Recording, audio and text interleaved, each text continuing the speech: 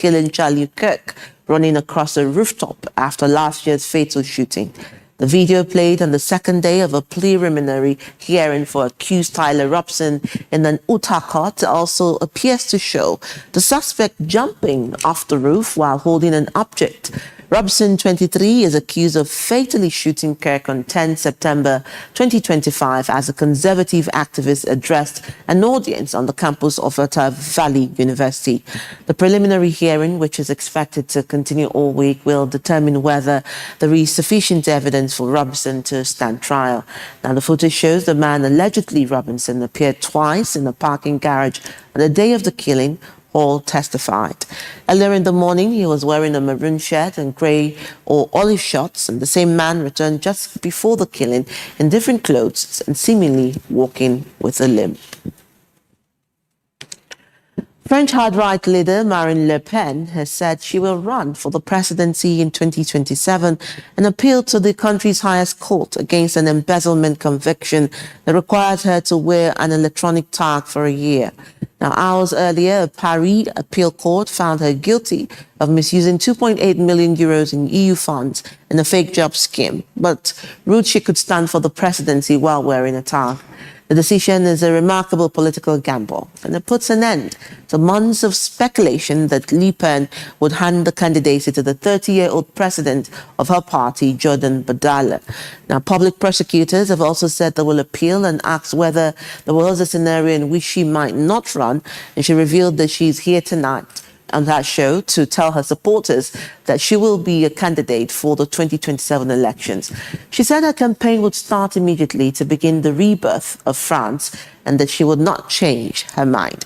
Now, although Le Pen continues to maintain her innocence, she and a number of party colleagues have now been found guilty twice of a scam that she denied organizing, but did admit earlier to being a mistake.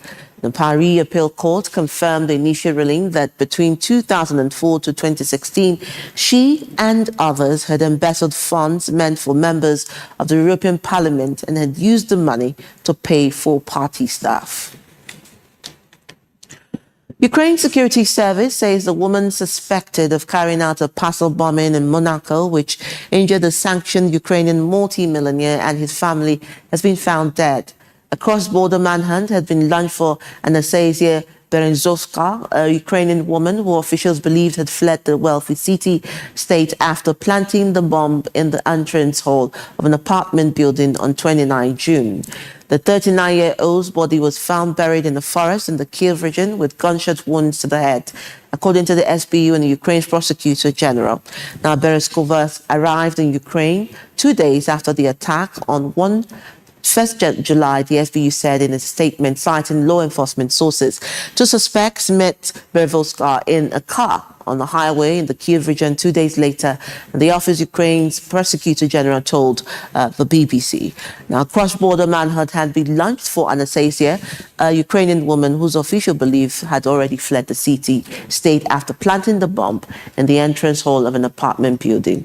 The 39-year-old body was found buried in the forest in Kiev.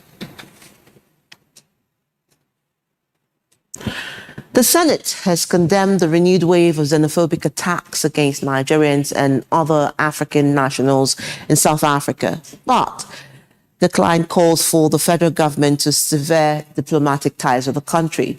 Lawmakers also turned down proposals urging the federal government to nationalize South African-owned businesses operating in Nigeria and use the proceeds to compensate Nigerians who have suffered losses from the attacks. Our correspondent, Oyediorum, has more details.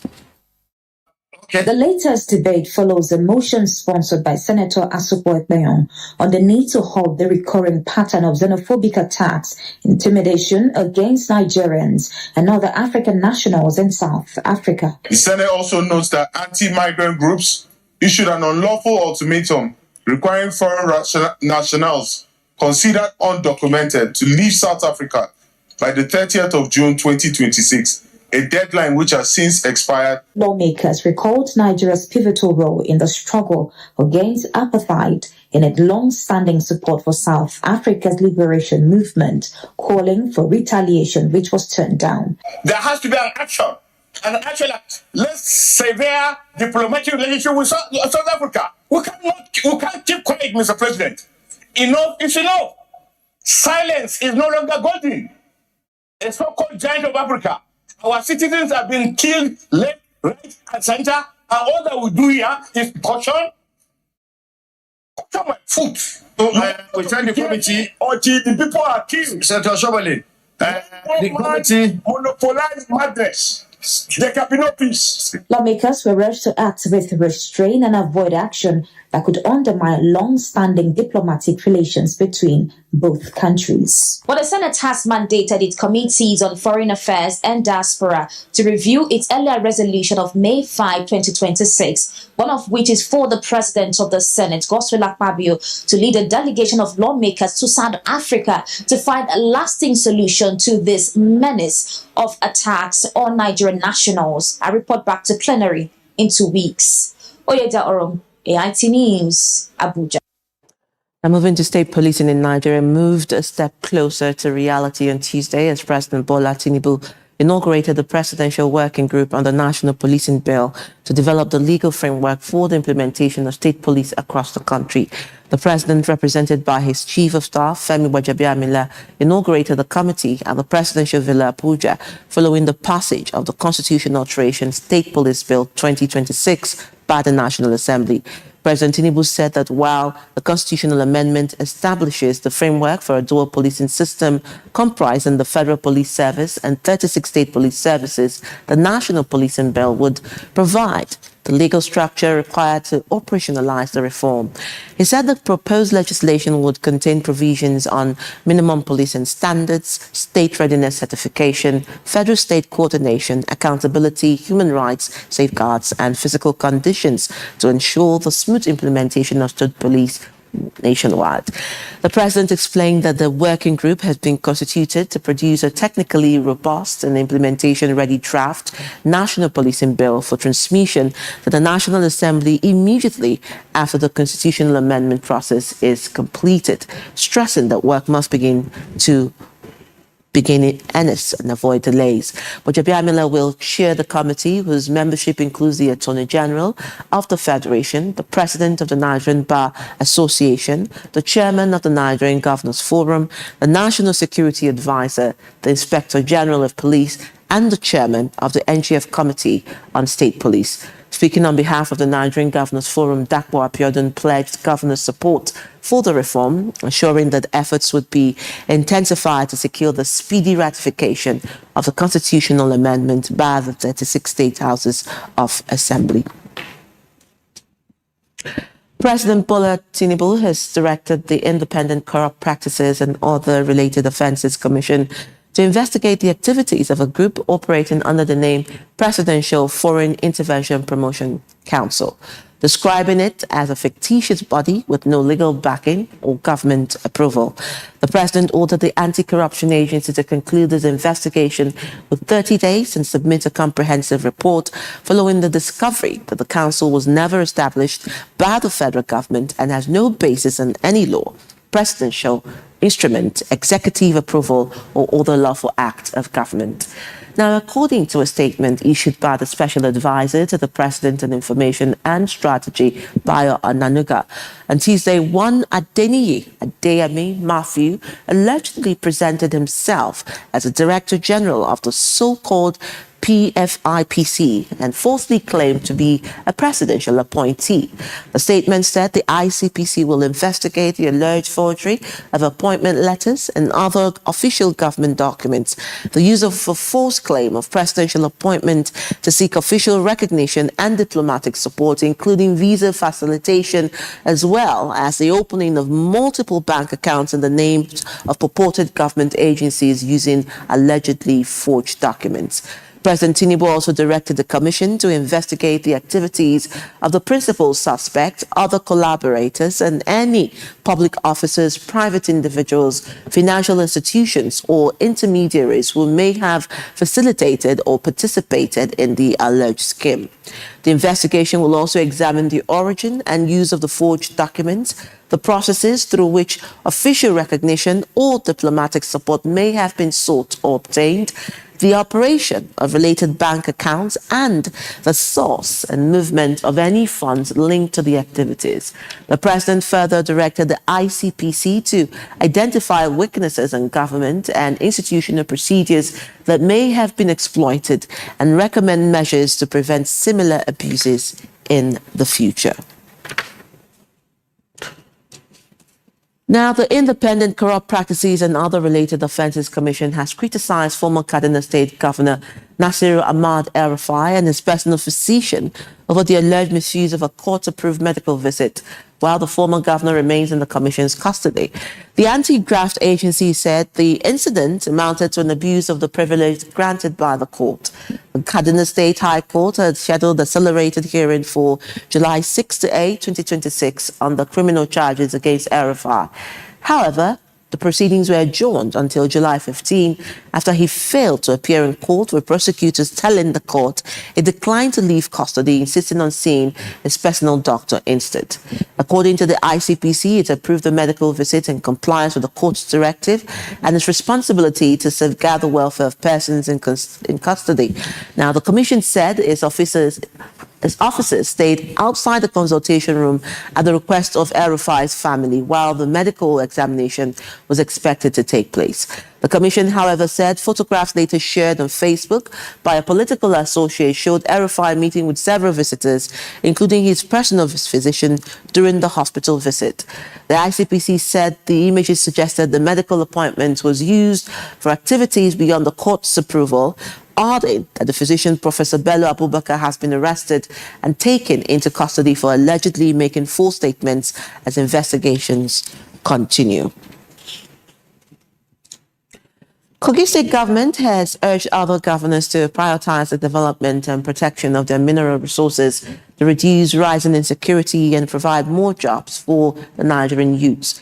Now, the governor, Usman Ododo, made the call at the gathering in Abuja on mining and insecurity, saying it will also reduce the growing rate of japa across Nigeria. Ododo noted that the state's strategic location, bordering the Federal Capital Territory, FCT, and several commercial centers have made security a top priority. Kogi State is the security of FCT. Any overflow of insecurity, Abuja will be in trouble. That is why we have taken it upon ourselves to make sure we address the issue of insecurity head on. And I will say, and I will continue to stress it, Kogi State is not a safe haven for criminals, and we will never negotiate or dialogue with any criminals or bandits. It's like the issue of insecurity has been attributed to the presence of minerals in some of these locations, and our own is different. Yes, we have those minerals, but that means those minerals have never been tapped.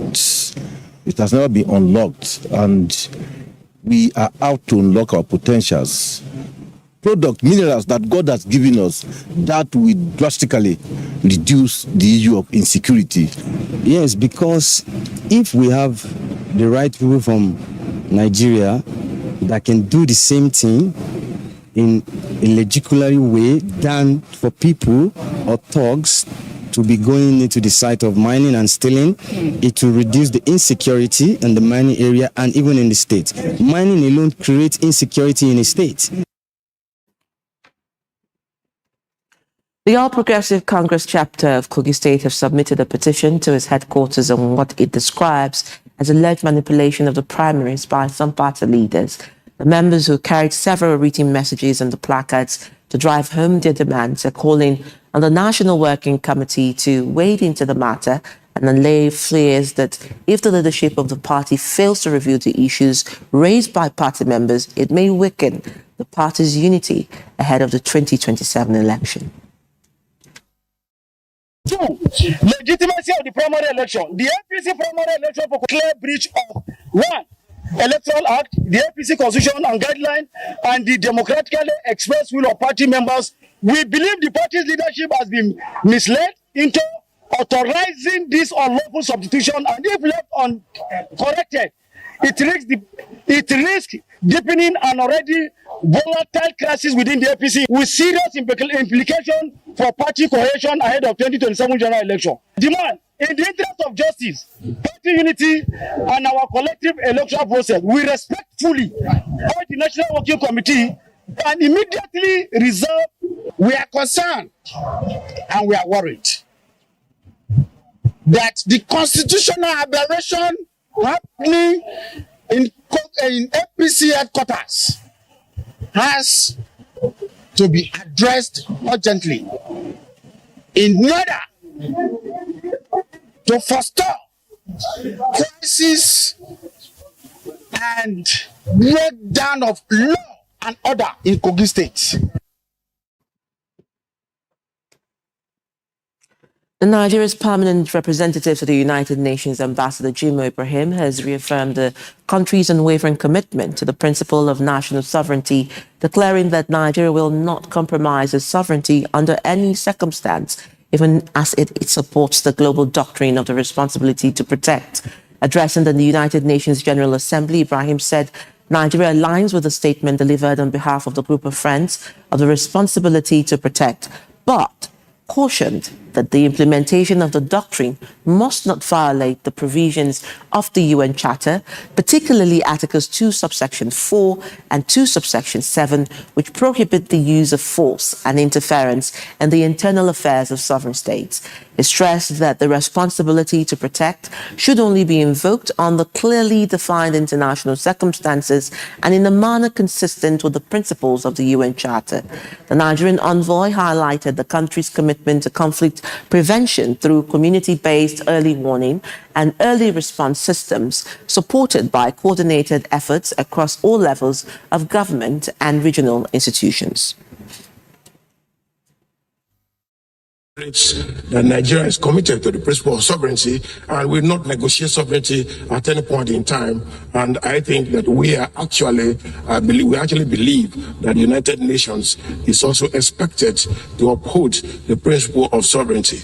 If we respect the charters and the principles in the United Nations Charter, then we will have peace and the peace of the geocentric system.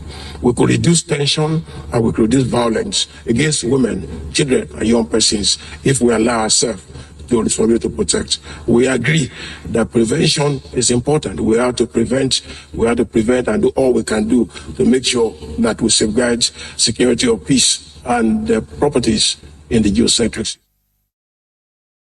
From Nigeria's domestic experience, Ibrahim cited President Bola Ahmed Tinubu's intervention in Rivers State as a preventive measure aimed at averting the security crisis, protecting lives and safeguarding economic investments.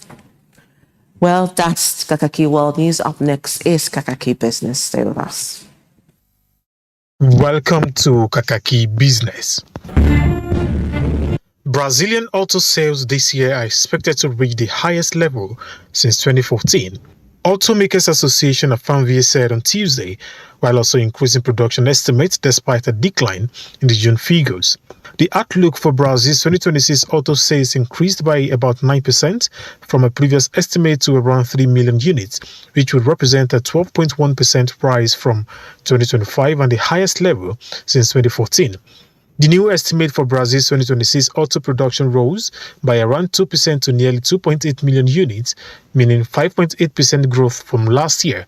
Brazil's 2026 auto export projection was cut by 13.8% to some 462,000 units, a 12.8% fall from 2025. Sales were down 0.8% in June to 272,474 units, while production fell 3.0% to 246,015 units. Dutch Trade Minister said on Tuesday that the Netherlands and China were cooperating extremely well to resolve a dispute involving chipmaker and Xperia as they sought to reset ties with Beijing during the first visit by a Dutch Trade Minister to China since 2018. The three-day trip comes amid intensifying US-China technology competition and renewed trade tensions between China and the European Union. Dutch headquartered chipmaker Nexperia, owned by China's Wingtech Technology, remains locked in a dispute with its Chinese parent over control and governance after Dutch authorities intervened in late 2025 over national security concerns. Nexperia China, with Wingtech support, has declared independence from Nexperia Europe and is sourcing wafers from alternative Chinese suppliers.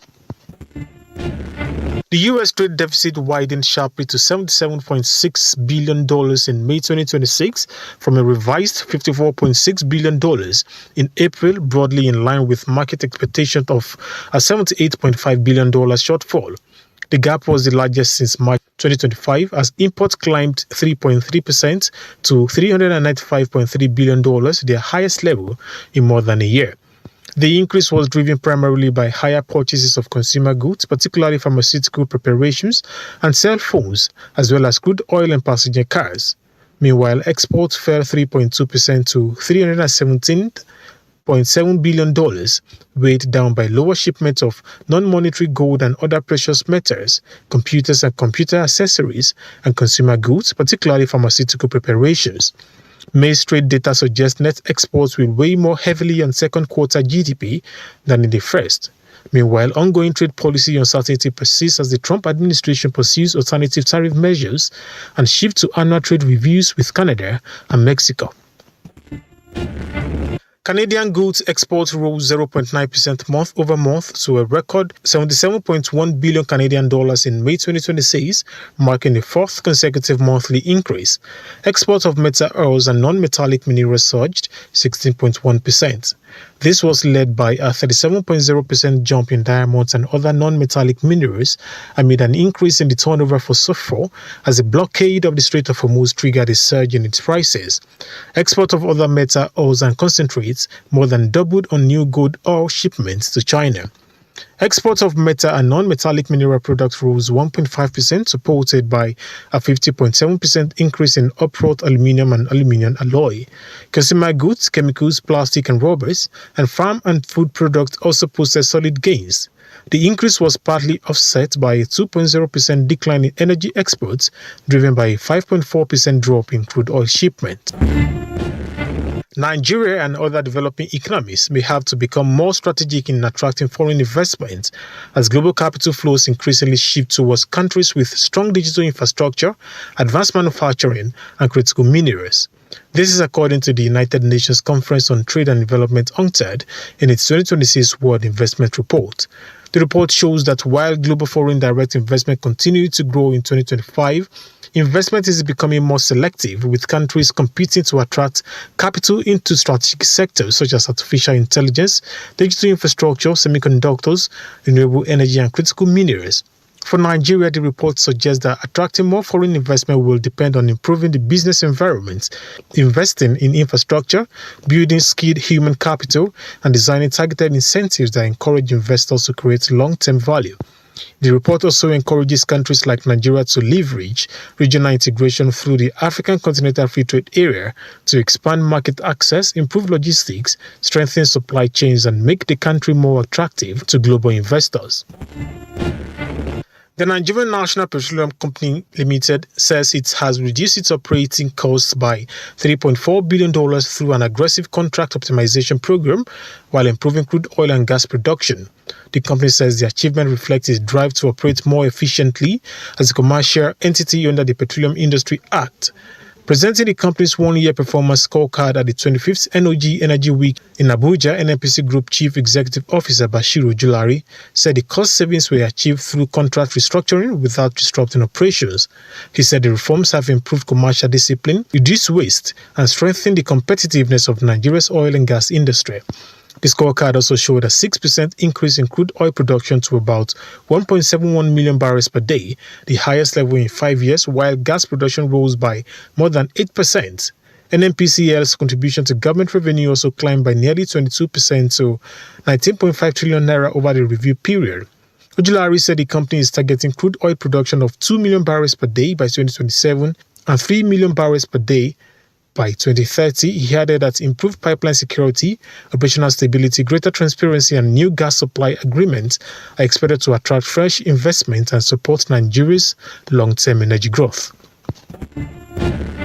The federal government says it is intensifying reforms to ensure Nigeria earns more economic value from its creative and innovation sectors through a stronger intellectual property system. Minister of Industry, Trade and Investment, Jumoke Oduwole, stated this at the 68th Assembly of the World Intellectual Property Organization in Geneva, Switzerland.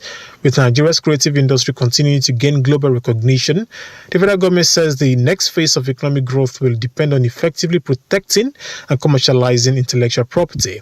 The minister said Nigeria is implementing a comprehensive intellectual property reform agenda to help creators, innovators, and business generate more value from their ideas. She reaffirmed Nigeria's commitment to building an inclusive, balanced, and development-oriented global intellectual property system that supports creativity, innovation, and sustainable economic growth. And that's Kakaaki Business. Good morning.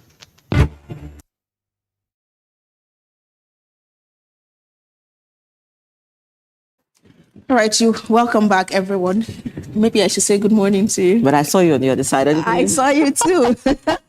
But seeing you. Good morning. Good morning. All right, so we'll take some special report before it's 7 a.m. and Kakaaki newspaper review. We'll take this one by our correspondent, which is on cerebral palsy and their caregivers, their appeal for government intervention. Cerebral palsy is affecting thousands of children in Nigeria, and that's a condition caused by birth complications, severe jaundice, and infections that damage the brain. Caregivers, while calling for a national policy to protect children with cerebral palsy, highlight major challenges to include few therapy centers, high treatment costs, stigma, lack of funds for early diagnosis, as well as inclusive schools, among others. Our correspondent, Amaka Ezekwe, has that report. Cerebral palsy affects thousands of children in Nigeria with its damaging effect. According to health experts, it often starts with a difficult birth, untreated jaundice and infections in those first fragile weeks of life. There's a parent that brought her child to us, and when she was leaving, she had to use her veil to cover the child that she was carrying on her back. And I asked her why. She said because she does not want to keep answering questions. And people are still referring to these children as not human beings. But cerebral palsy is a medical condition. Caregivers and parents are calling on Nigeria's government to come up with policies that include the welfare of children with cerebral palsy, including accessible therapy, affordable assistive devices, and teachers training. The government should also be part of this program, build a home for such children who are disabled to be taken care of, lessen the cost. If government comes in, it will subsidize. One thing, the child suffers vulnerability by reason of the fact that they are incapable of their actions. And so that is now compounded by the fact that they also live with disability. So they need extra care. They also said that the disease is not a death sentence, insisting that with care, support, and love, children with cerebral palsy can work, talk, learn, and dream big. Shema Amila is a mother of Tahila, a 6-year-old child with cerebral palsy. She does not see her baby as a challenge, but a blessing in disguise. It's a very big challenge, most especially for we, the mothers. I myself, precisely, it has been a very big and great challenge, but with the help of God, I'm seeing myself moving. I'm seeing my child, not as a special child. One big question for the Nigerian government is simple. How many more children will be left behind before cerebral palsy becomes a national health priority? Well, only time will tell. Amaka Ezekwe, AIT News.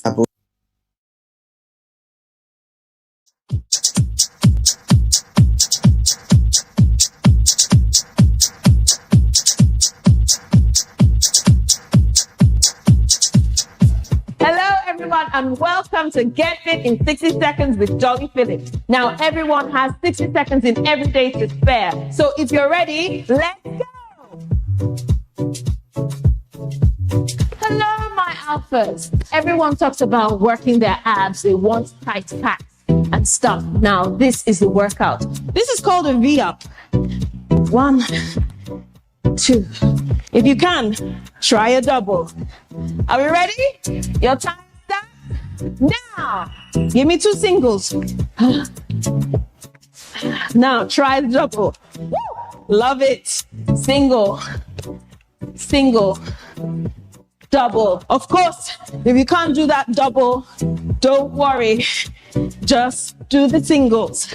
Let's go. Single, single, squeeze, double, yes. Single, single, come on, double.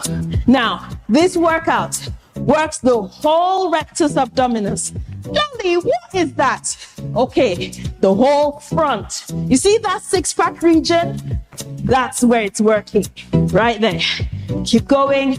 How many seconds? 15. Come on, let's go.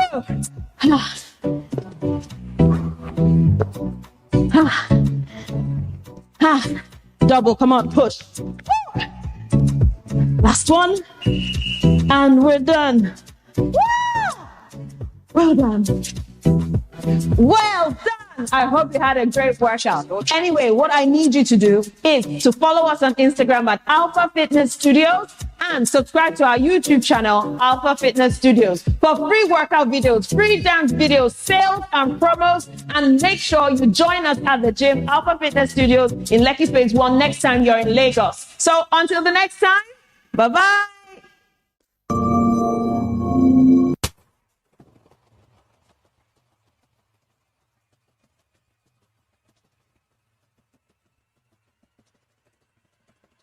Hello, great people of Nigeria. Welcome to the Leadership Clinic. Today, I'll be speaking on the art of emotional maturity.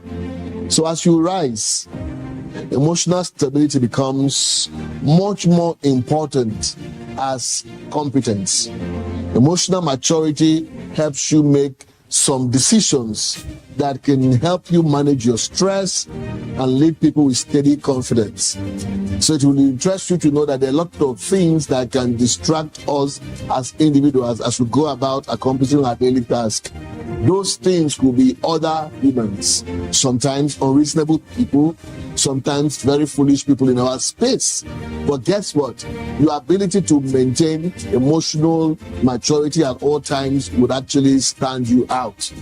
So the first thing that you're able to do that we will know that you have emotional maturity is the ability to identify your triggers and having the capacity to disarm them.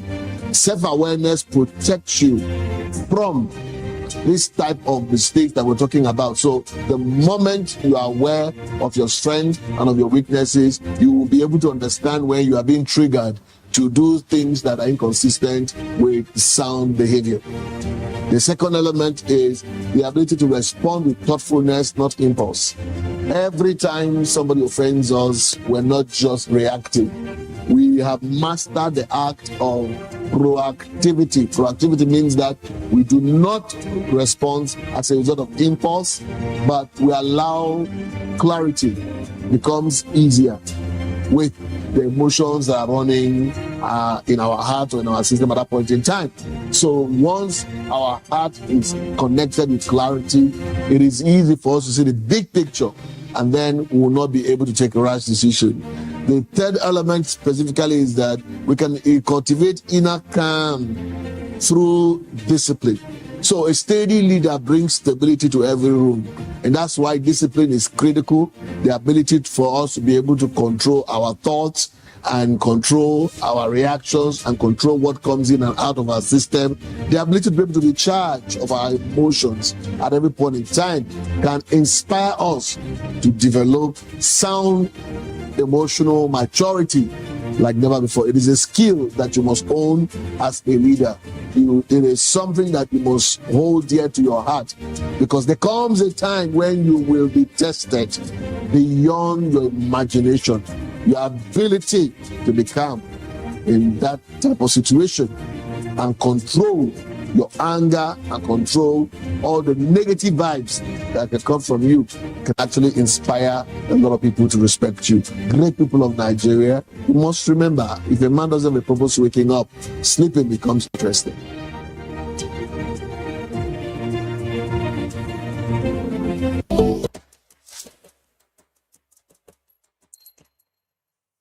Have you ever wondered why your child or kid in school throws tantrums? You see, throwing tantrums is a normal part of growing up. Between the ages of 1 and 4 years, most children will have tantrums, and as the child grows, he or she learns to become more physically independent. For example, the child may just want to play, want to dress and feed him or herself, or just pour his or her own juice, but you notice that the child gets very upset if he or she is unable to do something or is stopped. A battle between freedom and frustration can lead to tantrums. Now, as a parent or teacher, you then become overwhelmed with your kid's behavior, but here's what you need to do. Number 1, make sure you get organized and assert your role as the head of the household or head of the classroom. But what if your kid's behavior spins out of control? Establish ground rules. Use praise. Find opportunities every day to praise good behavior. Reward charts are very good and simple, and they're very effective ways to encourage good behavior. Develop a firm and serious tone of voice, and make sure you set boundaries. Honestly, that's my 2 kobo.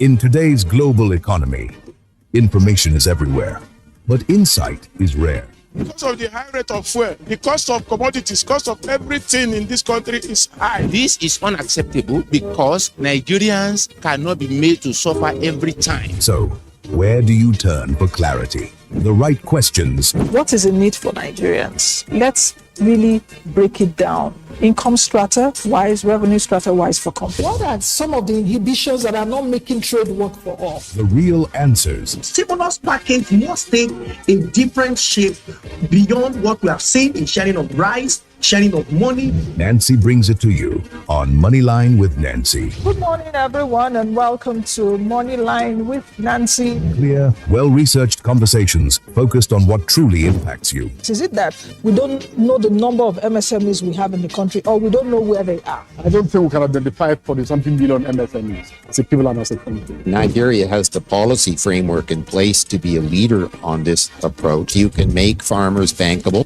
Moneyline with Nancy now airs 10 a.m. to 11 a.m. Weekdays, live on AIT and online. If it matters to the economy, join us. In the hallowed chambers where laws are forged and a nation's destiny is decided. This is your parliamentary program, Inside the Parliament on AIT. Voices rise, opinions clash, debates ignite. We cannot be apologetic in the discharge of our constitutional duties as lawmakers of the Federal Republic of Nigeria. The burden of proving that the election peacefully and in accordance with law must shift to INEC. From the Senate to the House of Representatives, this is where policies are tested, laws are crafted, and authority is held to account. We spoke to some lawmakers on their opinions of the document presented by the President. Every motion, every argument carries the hopes of millions. We need more hospitals, more health clinics in communities so that they can effectively take care of the primary health need of our people. The questions are tough. The exchanges are intense. Mr. President, you can have your way, but I will have my say. You can use the gavel, and I will use my voice. And those who want the proviso are 55 in number. And so the proviso says. But who truly stands for the people? Who is driving the change that defines our tomorrow? GTBT, whatever. Get the answers on Where Nigeria Decides on Inside the Parliament on AIT every Tuesday, 4:30 p.m. In today's global...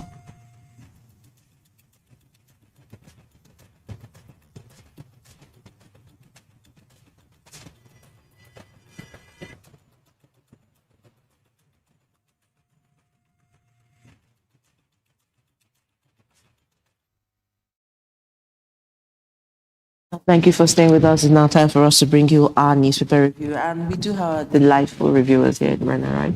Yes, we do. As every other Wednesday. Good morning, gentlemen of the press.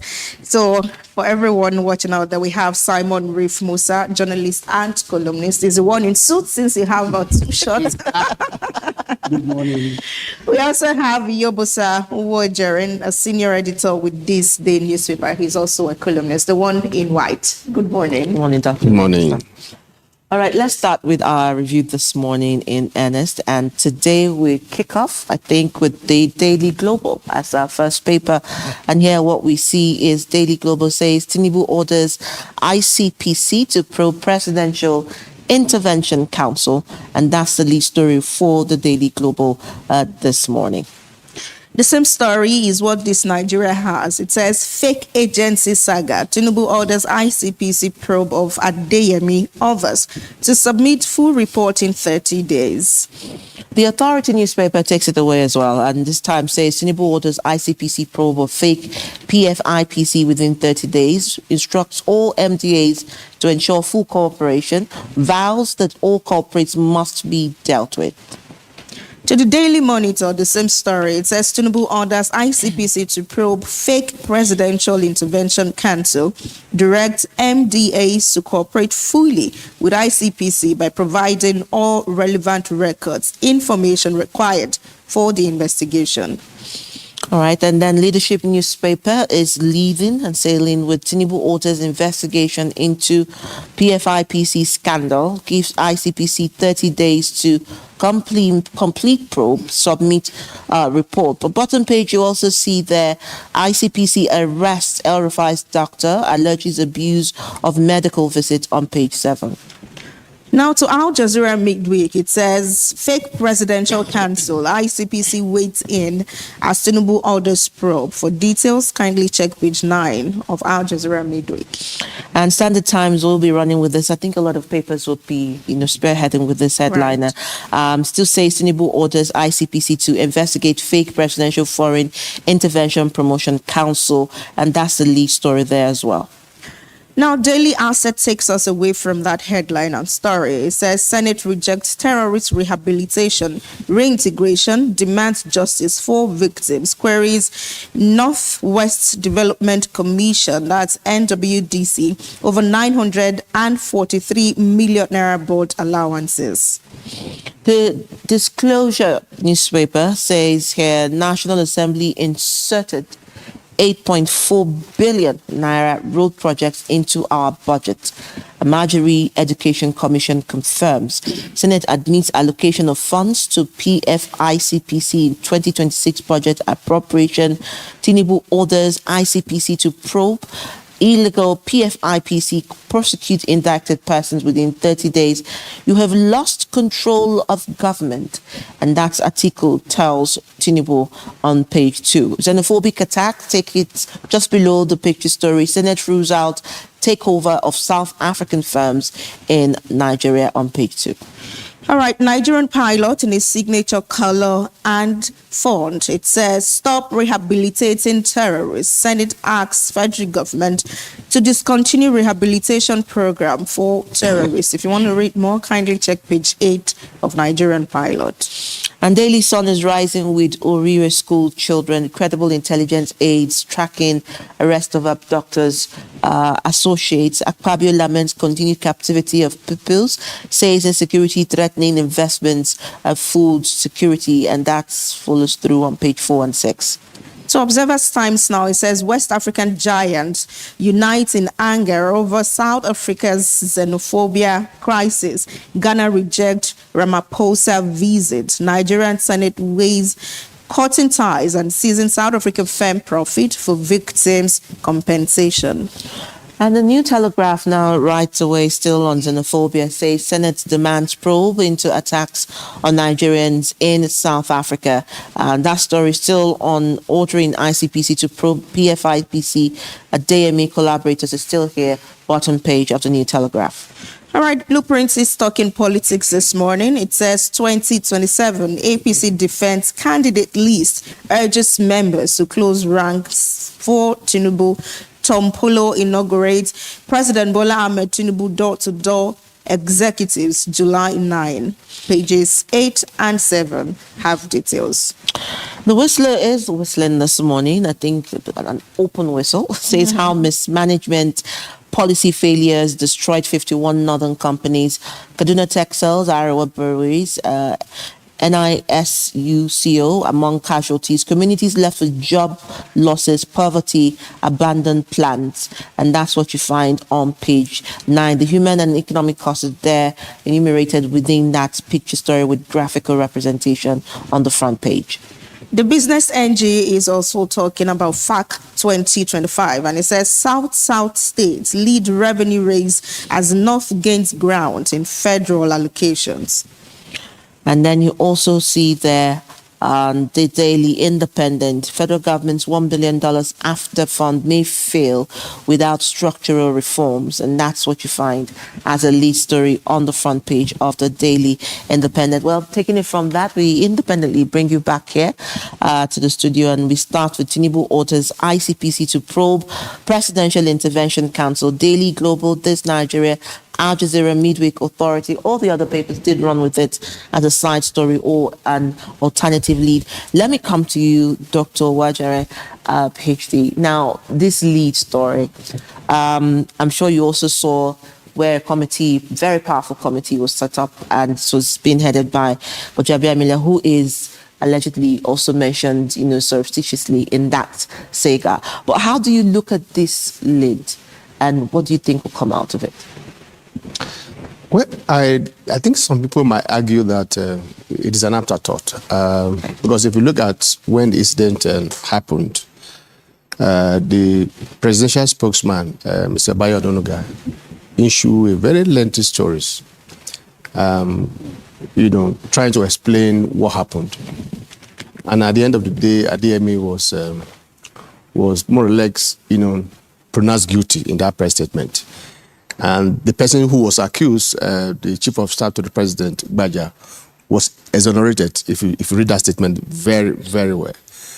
But I think after that, there was huge, outcry by members of the public, different institutions, CSO, the media, and they were still trying to defend that position,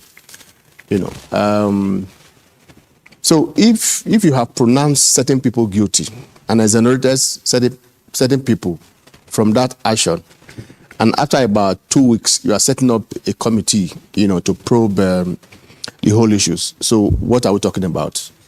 And if you look at the whole thing, the major suspect, I use the word deliberately, suspect, is the chief of staff to the president.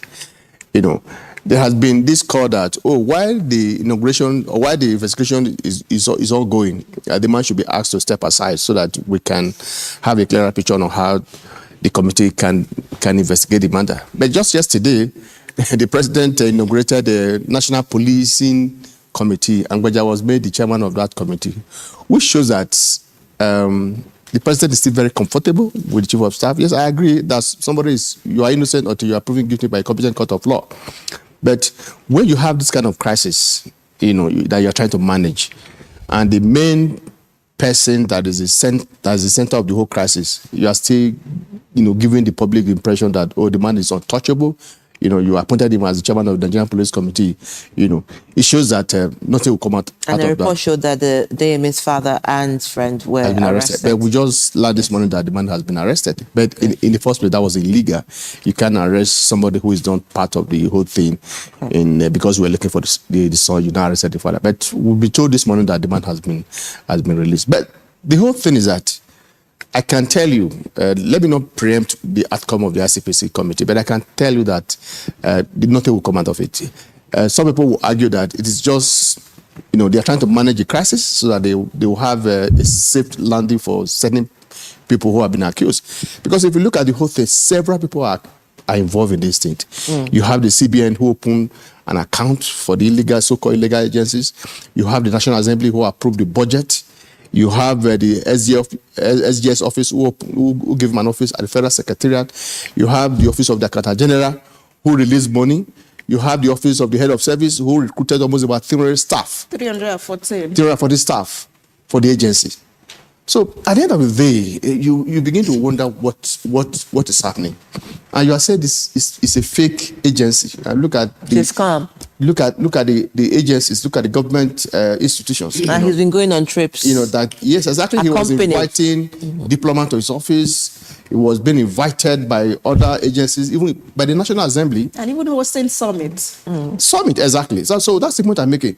So I don't know how the president is going to manage this kind of crisis, but if I were the president, certain people will be sacrificed for this scam. I mean, for this so-called embarrassment that they have caused the entire country. Because we are being looked as people who are not serious. You know, for example, how could such huge budget pass through the National Assembly without National Assembly knowing? Are we saying that the man was not invited to defend his budget? Of course, he was invited to defend his budget. So on whose authority was he invited to come and defend his budget?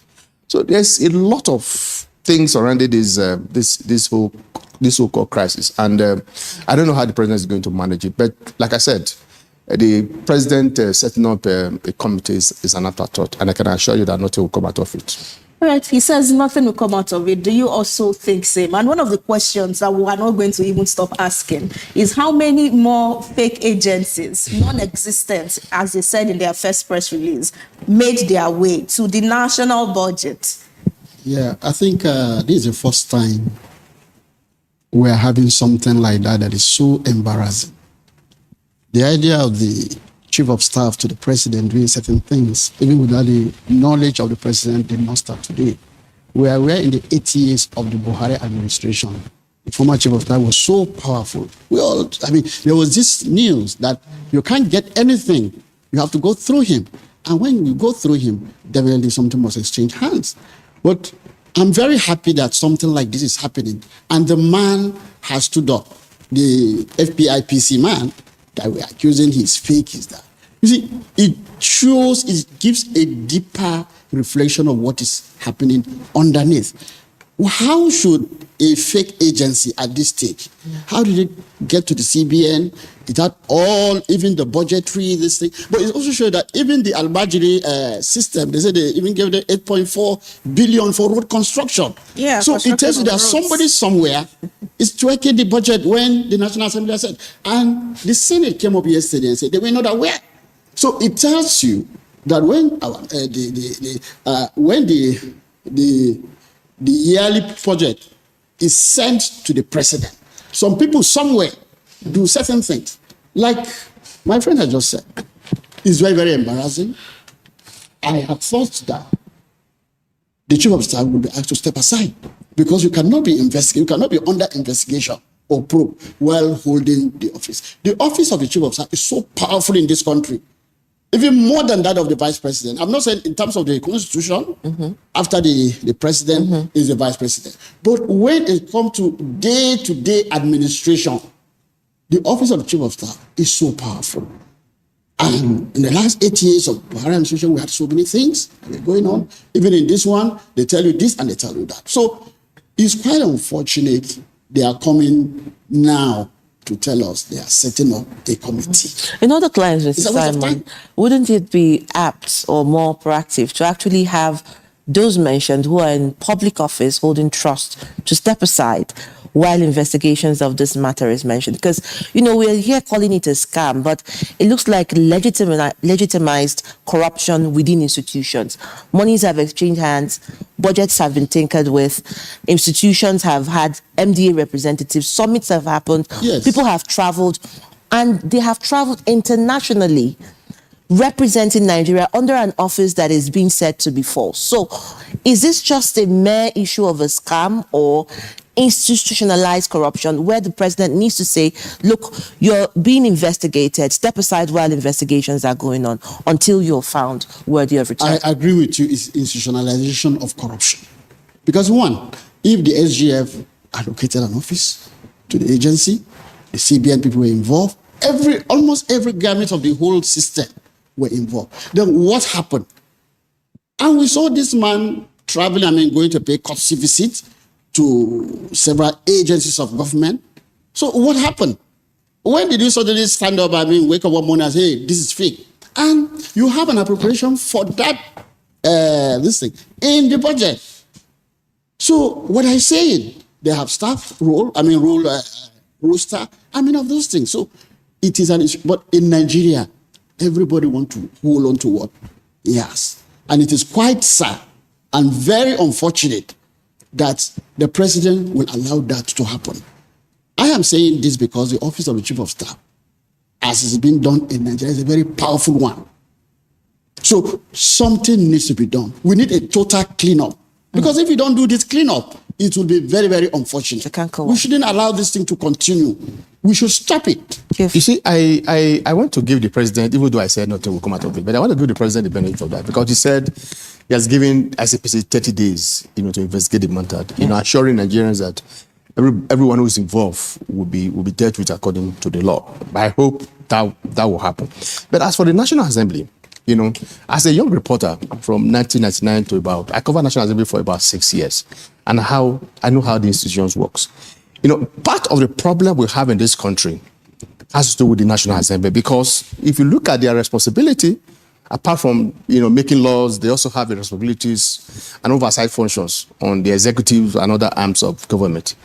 If the National Assemblies were doing their job very well, I don't think this thing will happen. But every year, when they invite parasitas ministries to defend their budget, you know what they do? Let's use the Amajere's commission as an example. You know what they do? They'll tell you, oh, this is your budget. Oh, you need this, but where is our own in this budget?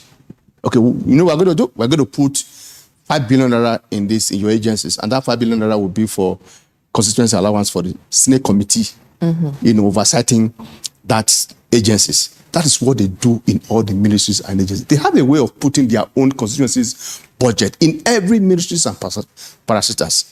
There was a time once a House Committee chairman on appropriation was so powerful. And the guy came out boldly, I don't want to mention his name, came out boldly that he gave each members of House of Reps about 2 billion naira. Not in cash, but in constituency's project. In that constituency project, it is the House member that will nominate the contractors. That will, at the end of the day, the contractor will be nominated by him. So at the end of the day, the profit from that contract, there'll be kickbacks. Kickback will go back to the house of that House member. The same thing with the Senate, and that's why that Senate House Committee chairman appropriation was so open to say that I give each members of the House of Reps 2 billion naira each, not in cash, but by way of inserting projects in every ministries and parasitas. Otherwise, Amajiri that is set up, to reduce, to tackle the, education crisis in the north, for those who could not go to school. Yes. How do you rehabilitate them? How do you make sure they go to school? That is the mandate of that commission. And suddenly, you inserted a project 8.4 billion of 8.4 billion naira. So if that 8.5 billion naira is used for the purpose of that commission, it will make huge impact. But that money that was inserted in that commission is meant for either the Senate committee chairman oversighting that commission or the House members oversighting that commission. All right, let me bring in been the case in the National Assembly. So the National Assembly stinks, and something needs to be done about it, because their inability to perform the oversight function is what is giving us this crisis. All right, I'll bring some of our viewers in who are watching live on YouTube and leaving their comment. I will start from Victor Taimba. He says, ICPC to carry out investigation of fake agency. Well, the public outcry has forced President Tinubu to ask for the investigation that will end up in the dustbin, just like other cases. Ben Umwanze says, ICPC, don't go any further on PFIPC saga. Study Barrister Lubros Oshoma's multi-layered analysis on it. You will get all inside there.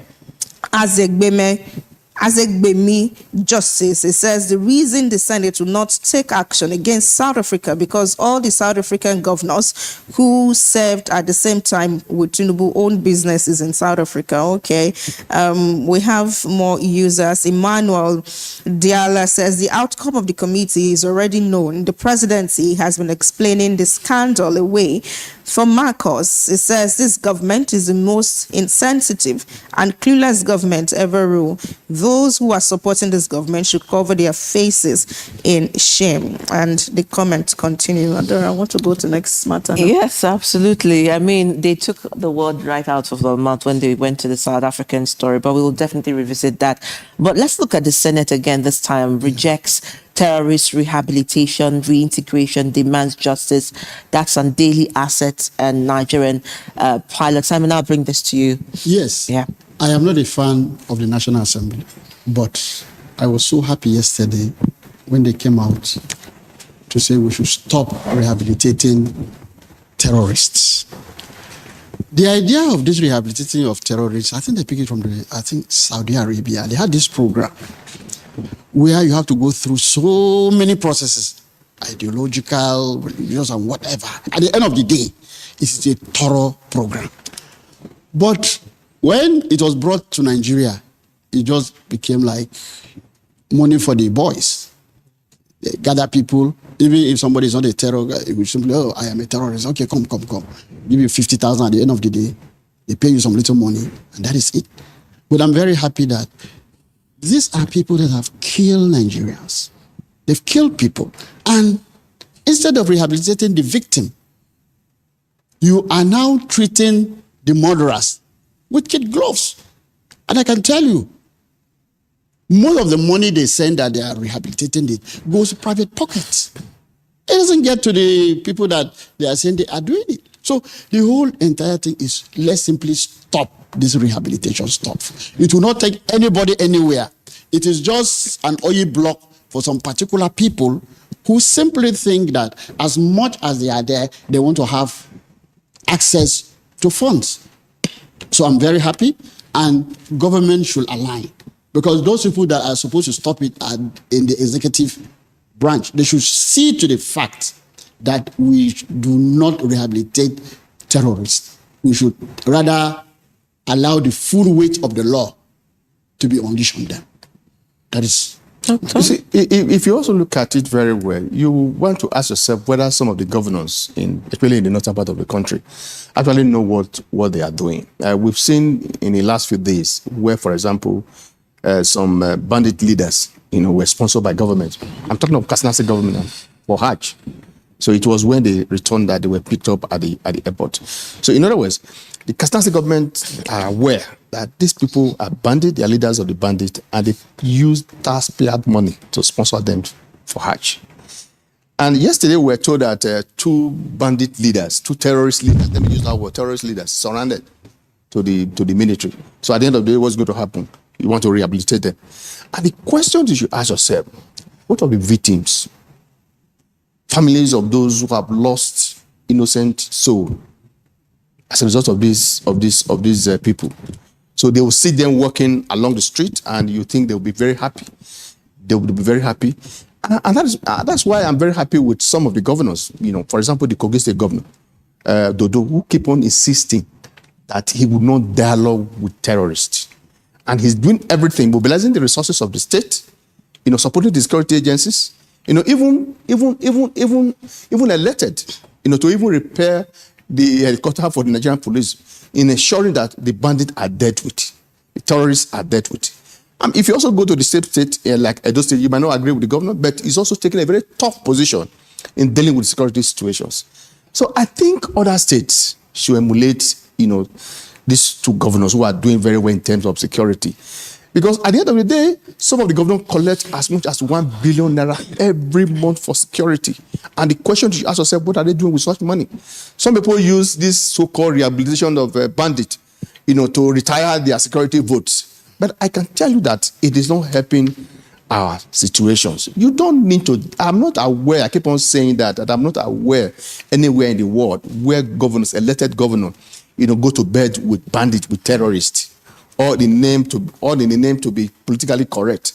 But I'm saying that it is not helping our fight against terrorists. It's not helping our fight against bandits. We have resolved. I think Nigeria there's a near consensus among Nigerians that these terrorists, these bandits are a common enemy, and that there's need for us to unite against them. So in doing that, we must take a very tough position. I mean, and that is why you are elected as a governor.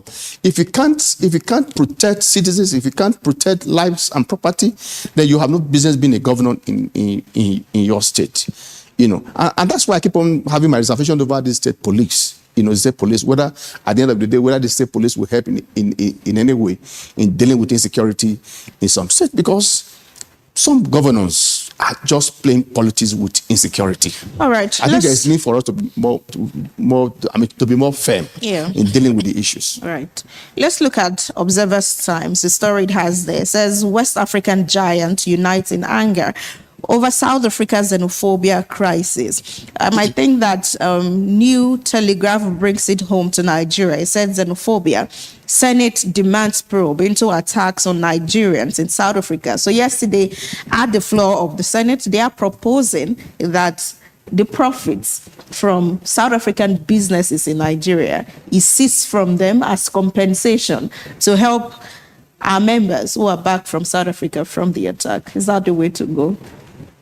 Well, I think the best way to go is create a conducive atmosphere for your citizens who live in the country and also pursue their dreams. Most of these people that are trooping to South Africa, to Italy and other countries because they find things very difficult here. But again, what has happened is quite sad. Ghana came out to say no, they are not happy with what has happened to their citizens. The Nigerian Senate had also come out to say there should be probe. But at the end of the day, not much will be gained. So what is needful is for us to create a conducive atmosphere for citizens to pursue their dreams.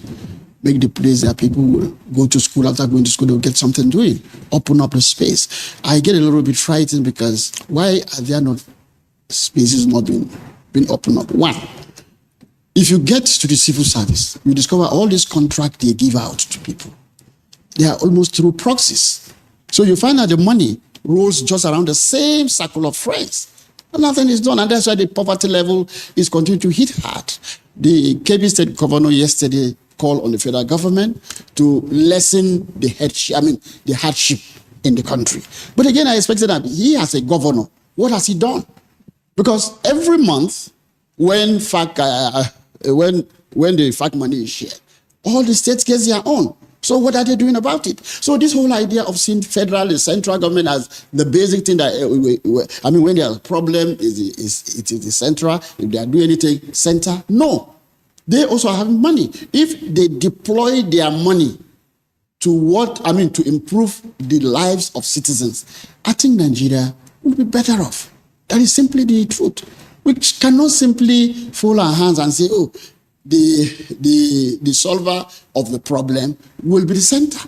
No, money is being given to you. What are you doing about it? And that's why all this share, dollar this. Most of the governors, or many of the governors, when this fact comes, what do they go with it? They go and buy it and turn it into dollars to get prepared for next year's general elections. That is what is happening. So you keep on bringing physical reforms, you keep on screaming here, because the whole thing needs to be revealed. There are certain things that are not being done well. So let's look at ourselves first before we start saying, what do we do about it? Nothing will be done. They will always make noise, and at the end of the day, we go back to square one. You see, let me make some. Just as we wrap up, yes, please. You see, I think Nigerians we're not very clear about how to protect our citizens who are outside the country. If you look at other African countries that were involved, Zimbabwe and all that, immediately that thing happened, they took very drastic actions. They cut diplomatic tie with South Africans, and Nigerians were waited and even for. Ghana has stopped Ramaphosa Ghana, yes. visiting. Ramaphosa wanted to visit Ghana, and they said no, you can't come. Yeah.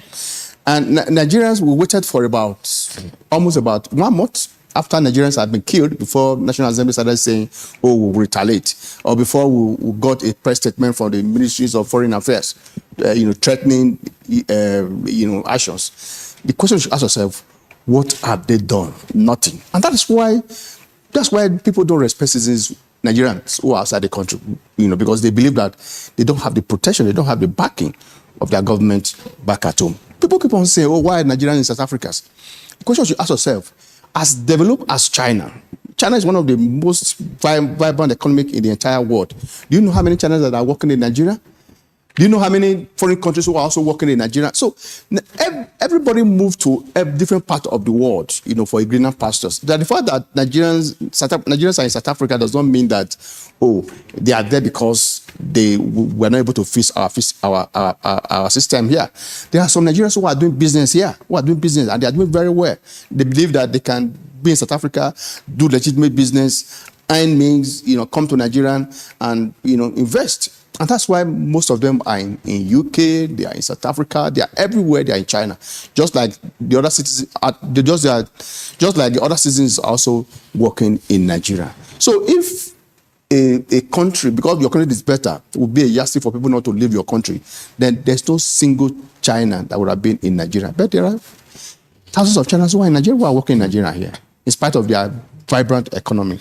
So the point I'm making is that we should find a way to prioritize the interests, the life of our citizens when it comes to foreign affairs, issues. But unfortunately, Nigeria is not doing that as I speak to you. Absolutely. It just shows that a lot of people will say that Nigeria's lived experiences is disconnected from the power of states and the protection of its citizens. Yes. So on one hand, we're a sovereign nation. On the other hand, outside the borders, it's as if Nigerians are without covering.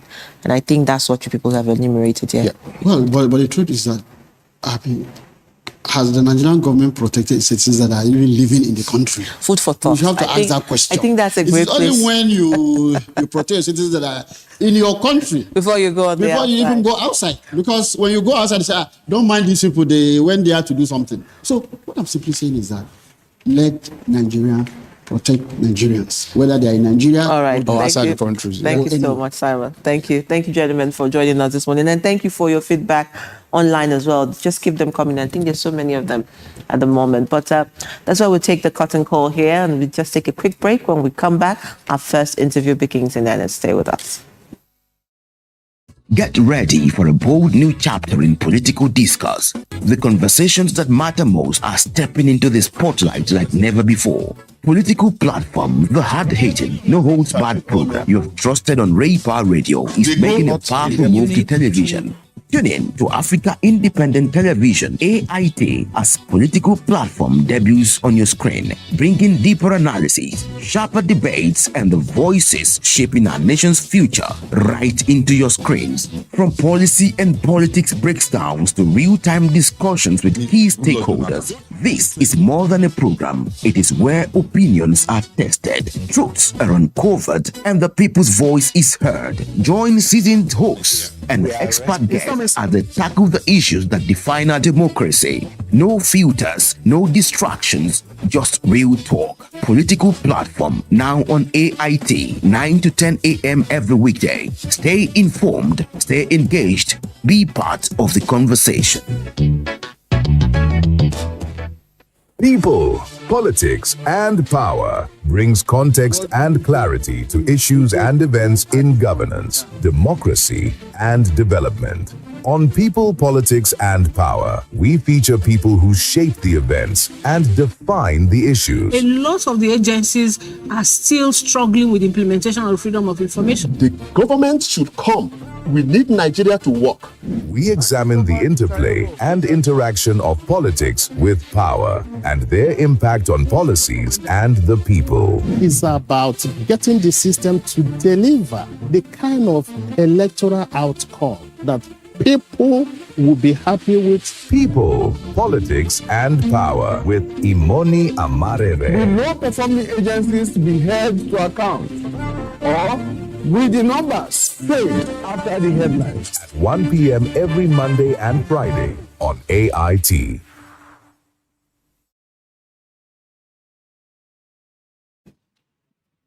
Well, thank you and welcome back. It's time for us to look at the first interview, shall we? Yeah, definitely. So we'll be talking and looking at how critical, how easy it is to start businesses in Nigeria, looking at First Lady's empowerment remarks and the matters arising. So we have our guest, the Vice President, Nigeria Irish Business Association, Aliyu Audu, who's joined us virtually this morning to look at that. Good morning.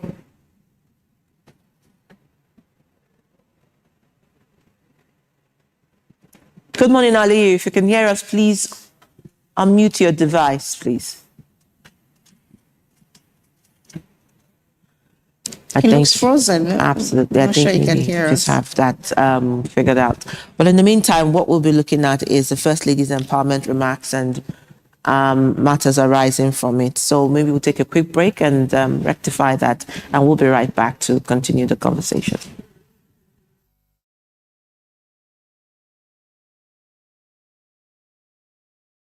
Get ready for a bold new chapter in political discourse. The conversations that matter most are stepping into the spotlight like never before. Political platform, the hard-hitting, no-holds-barred program you have trusted on Power Radio is making a powerful move to television.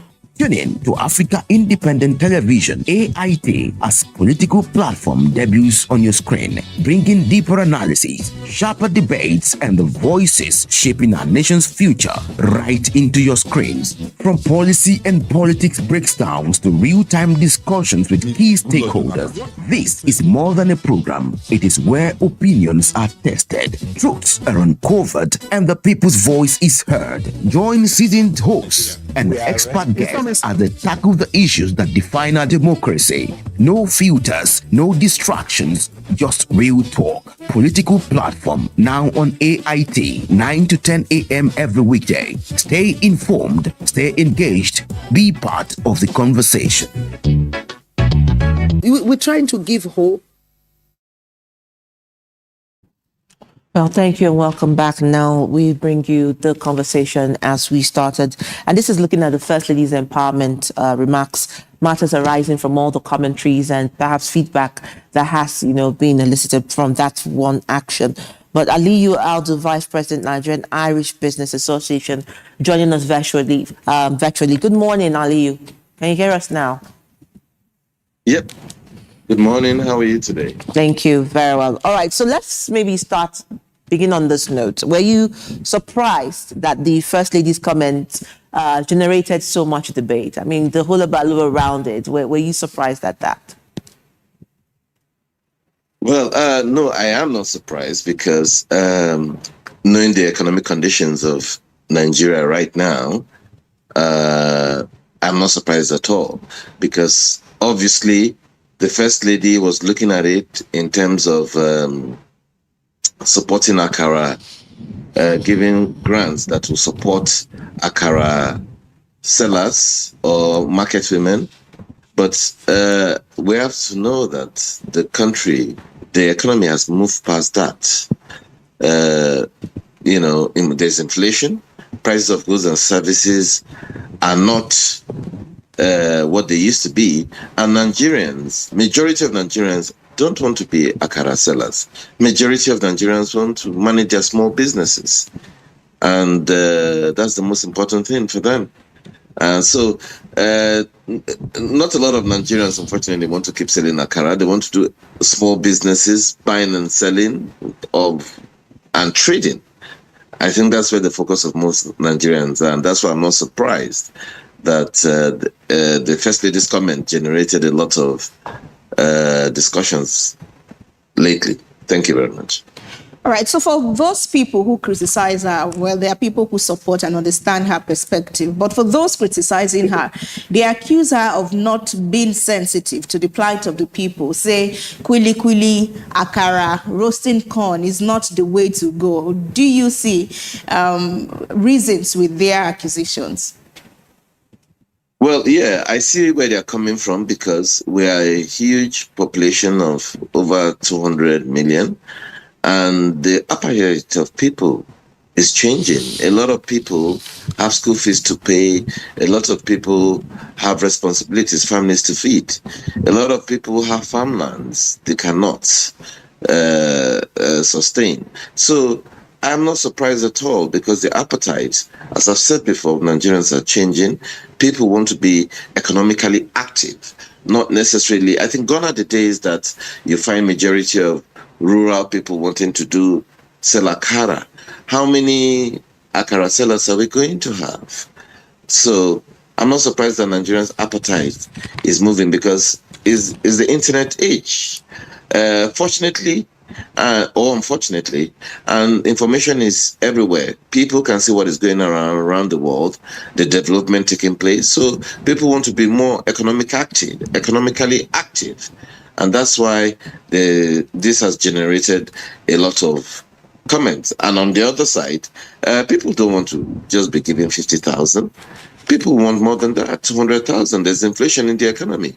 I mean, if you look at it, 50,000, unfortunately, might not be able to do much to you. So while the First Lady must have said it from a good place and saying, okay, we're trying to support Nigerians, especially ordinary Nigerians, to have a source of living, Nigerians are not exactly thinking that way. They're thinking, well, we should be able to get more, and because 50,000 might not be enough to sustain a family in the current economic situation. All right, so maybe someone else will be hearing this and say, to whom little is given, much is expected. And I'm saying this because, when you talk about the poverty level for the average Nigerian woman, and I think there are about 52 million Nigerian women who live in extreme poverty. And so that's about 70% of the women in the country experiencing extreme poverty. Now, let's just do the maths. 50,000 naira times 52 million, that's about 2.6 billion naira. So in terms of instant support system, could it be that the First Lady was first of all looking at what do we do now, and then build sustainable mechanism to what do we do later? However, there is an argument that perhaps she could have done her poverty mapping more about households than just individuals. Absolutely, in that direction. Let me correct you. It is to whom much is given, much is expected, not the other way around, the way you said it. But then, let's get on with it. Yes, the reality is that most women have responsibilities, family responsibilities. Now, if you give them 50,000, they are not going to just take the whole money and just go into business. They will use that to support their family, and then how much is left?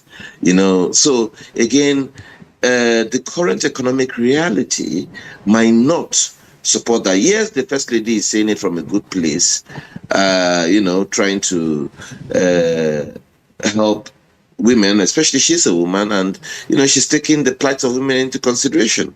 But my appeal to the First Lady is to look at increasing the grant to 200,000 thereabout, given the situation of the economy, so that if you give them money, they're going to use part of that to support their family. The first thing a woman does when she gets money is to support her family. So if you give her 50,000 and she takes 20,000 out of it, how much is left? So I think the Ministry of Finance can advise the First Lady much more appropriately that the situation is different in the economy and people have expectations. And the expectation now is 200,000 in the list. So I'm sure we're a country that can afford that, to support them. And we have different ways and channels we can support them through MSME, facilities with the central bank, so on and so forth. So it's a good thing that the First Lady is doing, and we need to see it in a larger scale being done around Nigeria to curb the economic problem we are facing right now. And I think the various ministries in charge of such grants, like the Ministry of Finance, Ministry of Trade and Industry, so on and so forth, should key into the First Lady's suggestion and amplify it to something more productive for the economy. I think that's the way to go. Thank you very much. All right, if we have to zero in on the economics behind the First Lady's comment that selling akara, kuli, of course, I like that part of kuli. How true is it that small informal businesses like selling akara or roasting corn is capable of surviving a family? There's something that people would always say, you ask them, how are you? Say, I'm fine. Other times you ask them, how are you? Say, I'm surviving. So living and surviving, if you take a look at data available, we'll see that the informal business sector, Google will say, is the true engine of the Nigerian economy that represents over 60% to 65% of the nation's GDP and employing roughly 90% of the entire workforce. But how much of this is capable of surviving a household? Do you think we are living or surviving with informal businesses like selling akara? Absolutely. We are living, majority of businesses, MSMEs in Nigeria, is small-scale businesses. Absolutely correct. But selling akara is the bottom, or is at the bottom of the ladder. Don't forget, we have the small water production, we have the other smaller businesses, we have the food sellers, we have the restaurants, we have the shoemakers, we have so if you look at it in the scheme of business, the selling akara will be at the bottom of the ladder. So SMEs is not just selling akara. MSMEs and small businesses also involves a large scale of other things that is being done. If you go to if you come out of your house, the provision store seller, the mechanics, the roadside vulcanizer. Obviously, these businesses are not started with just 50,000. You probably need a little bit more, maybe 100 to 200,000 to start these businesses. So what am I saying? What she's saying is positive, but we need to amplify that. We need to put it on a bigger scale, meaning we need to move from 50,000 to 200,000 or more to support businesses. MSMEs is not just selling akara. MSMEs goes further than that, and I have already covered the areas that it supports. So 98% of the economy, over 90% of the economy is driven by MSME in various sectors, and that's why that's what we should support. And I've told you the various organs of government that can support even the farmers. The farmers' business, the subsistence farming, is also an MSME that needs to be supported one way or the other. In Brazil, we have a system called the bonsai, that farmers bring land and then government brings the farming tools like tractors, seeds, so on and so forth. So we have to amplify this in a larger scale if we are looking to move the country forward. It's been done in other countries. It was done in Chile. It was done in Brazil. And it's something that we can all come together and do. The First Lady's comment is coming from a good place. We need to amplify that to get to Nigeria where we need to be. We want to be like China, Malaysia, Singapore. We have to stop crawling and think big. That is the dreamline. That is the dream that most Nigerians have for themselves, and that's where we should be working towards. Thank you very much. All right. Don't thank us yet. So again, I go back to your call for upscaling and, maximizing income. You're saying go from 50,000 to 200,000 and thereabout. Again, when you talk about localized domestic poverty data, you have to also look at this per regions. Now, what works in the Southwest may not work in the North. And isn't that an important factor to look at localized, income data availability, especially within households, amongst the regions? What defines poverty? Who is poor? And at what level do those interventions come, and in what metrics? Because if you're saying give 200,000, what may work for 200,000 in Southeast may not work for 200,000 in the North Central. So isn't the first thing to do to look at mapping regional poverty scale, and then also look at whether these households deserve or demand higher scaling when it comes to the income accessibility?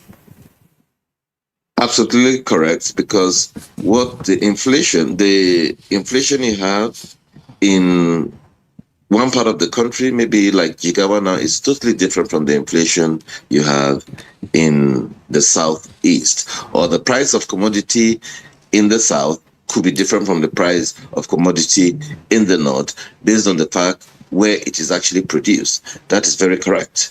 Prices vary in different parts of the country. But more importantly, yes, we should map the various income levels and the various earning potentials. But one of the most important things we have to look at is that Nigeria is a country that needs to focus on that we need to look at increasing the total general income for everybody, especially for the people that have less income. Also, we should look at the welfare system. A lot of countries are practicing welfare system in terms of if you're unemployed, there's a certain amount of money that comes to you. So it's not just about how much you're earning from their businesses. Some people do not have access. Some people cannot even work. Some people are not economically viable. Some people are handicapped. So what we should look more importantly is introducing a sort of support, a sort of welfare system to majority of Nigerians to alleviate this poverty. This is what is being done in most developed countries. There has to be some sort of palliatives. For example, now, for there are very low mortgage rates for people that want to buy house, so on and so forth. Now, this is where the government can come in with various welfare schemes to support Nigerians, because that is the only way you can move the country forward. And that is the only way you can reduce the level of poverty. It's not just people getting into business and being able to earn money immediately. There has to be some form of support in terms of free schooling, supporting welfare system, free healthcare. These are the things that reduce the burden and make the ordinary man's disposable income enough for him to sustain himself. So a welfare system might not necessarily come in terms of cash transfer, but can come in provision of the basic needs, the basic amenities, food, water, healthcare, schooling. So these basic needs approach, we can use that to support Nigerians. And in the long run, that means that their disposable income, they'll have enough disposable income to use to do other things. So that should be the target. It's not just the business that we are going to support or provide grant for, but also what guides our daily life. How is this money disposable income if they get the money? Because if you give somebody 50,000 to go and do a business, and then there's a health issue in the family, they're going to use this money to sort their family affairs first. So it's important that we also look at the things that sustain every family, and that is things like water, healthcare, schooling, so on and so forth. That should be provided in a large scale, more than what we have now, and this in the long run will lead to development of the population. So this should be the focus, not just giving people money, but also providing the basic amenities that improve our everyday life. Thank you very much. All right, let's look at inflation as a possible factor affecting businesses. We see that in May 2026, inflation again rose to 15.93%, which was the highest since November last year, and also an upward climb from 15.69% that it was in April. That's Nigeria's headline inflation. How big a factor is inflation in businesses like this? Inflation is very important because it plays a very big factor. Because if your disposable income is small, then you are not able to buy the raw materials that you need to either in akara, in the production of akara, or in the making of akara. If today a cup of or a plate of beans is, let's say, 3,000, for example, and then when you get to the market again, it has increased. Now you're not able to buy this because your disposable income has not increased. You're not able to buy the same amount, so your disposable income is going to reduce, and that is not good news for anybody because that will also reduce your profit. So inflation plays a very, very critical role, and it's important we keep inflation low if we are looking to sustain the economy. Because, for example, the basic wages is 70,000 minimum wage. Now, a lot of salaries are not being increased by anybody, any sector be it the private or the public sector. Salaries are not being increased. So if inflation now is increasing, then people have less disposable income. People are able to afford less, and people are able to do less. And that is not a position we want to find ourselves. That is not a position at all. So inflation plays a very critical role, and obviously it is the function of the CBN to try as much as possible to keep inflation under control. Thank you very much. Okay, so just as we round up, let's look at, resource control and management as well for previous interventions. I know we've had several poverty alleviation programs, from 1999 till date. Some of them still, moribund, and others still surfacing. But let's look at the fact that Nigeria seemed to have wasted over 1 trillion naira to assist rice farmers. This is on report, and some people have given view to that. Now, over 215 million naira on NASA loans. Nothing came out of this. Someone said, even if you give 10 million naira grant per Nigerian, they would end up marrying new wives. So now, do you think in terms of resource management and appropriation, when people get these monies, they really do know what to do with these monies? So beyond poverty mapping, how do you also get these people to have resource literacy, to be able to say, this money you're getting, this is what it is for, and this is what is expected to come out of it? Where does the M&E come in to be able to evaluate what has been given and what it is being used for at the end of the road? I beg to differ. Okay. I don't believe majority of Nigerians, when given loans, they go and use it to marry wives. We are talking about women. But that's somebody's opinion, not ours. Well, that's not a very correct opinion, because if you look at the rice production during the Buhari administration, there was the Anchor Borrowers Program that supported rice farmers. You notice at some point we were the second largest importers of rice, second to the European Union, before Buhari's administration.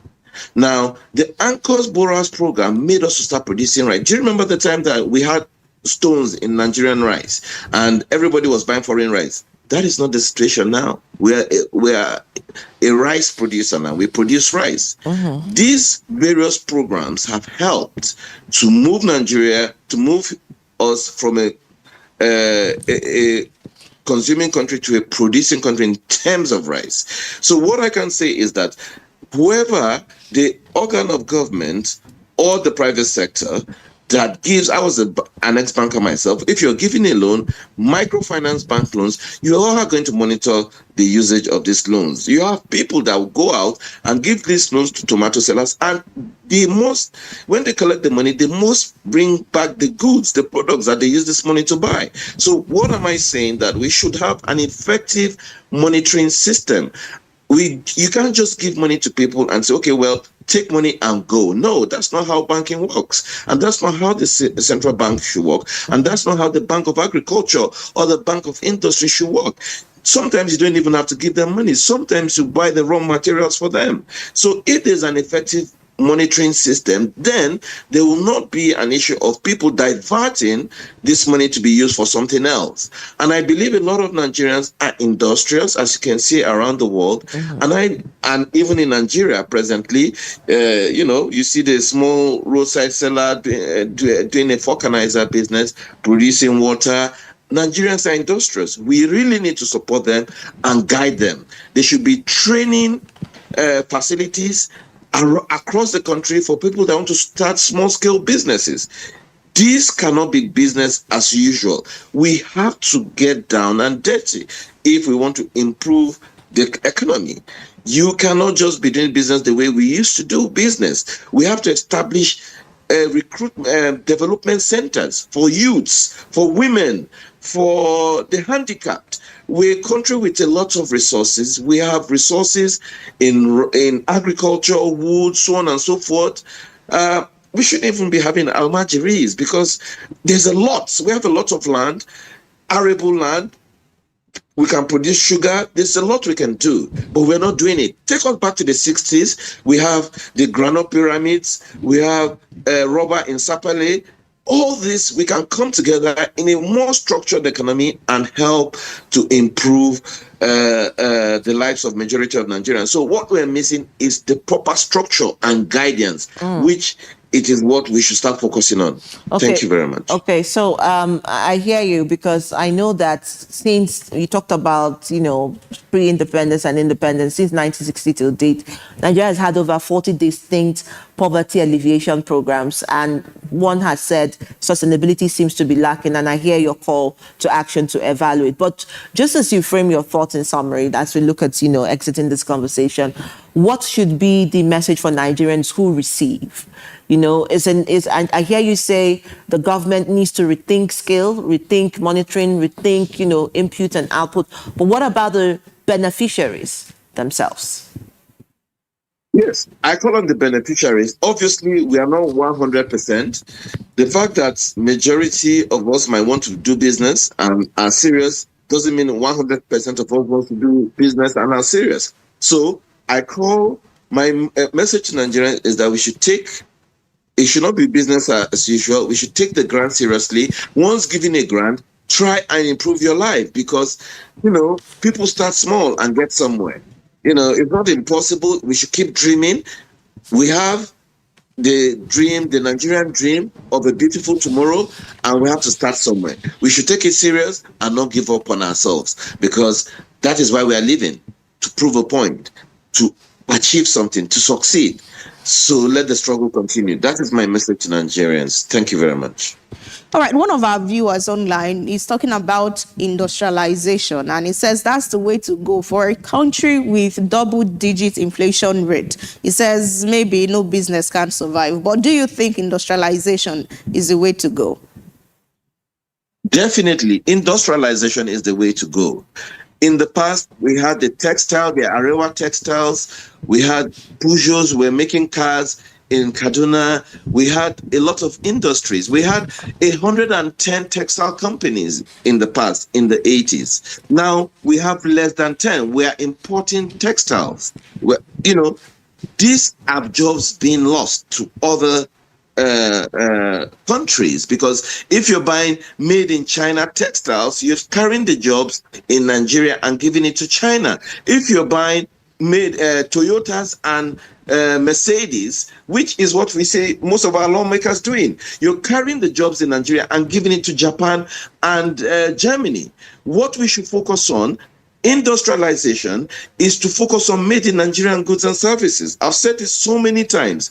Import substitution industrialization. What we import, sugar, milk, cars, we should start the production. This is not so hard. We have the innocent motors. We don't have policies. Like in the 80s, we had policies that guided made in Nigerian goods. For example, now the official cars of most government agencies, politicians, so on and so forth, was Peugeot when I was growing up. This is not the case. I mean, you see people now, people in position representing government, driving Toyota. We don't have the right policies in place, and that is what is affecting made in Nigerian production. So if we're serious, guess we had to, I think we lost him there, but thank you so much, Aliyu, for wading in your thoughts. Very insightful and very, of course, great opinions from you as well. I'm sure that Nigerians were listening. But it's that time of the hour before we get them waiting on our backs, where we take your constituency. Everyone, thank you so much for being there. It's Kakaaki Social O'Clock. Stay with us.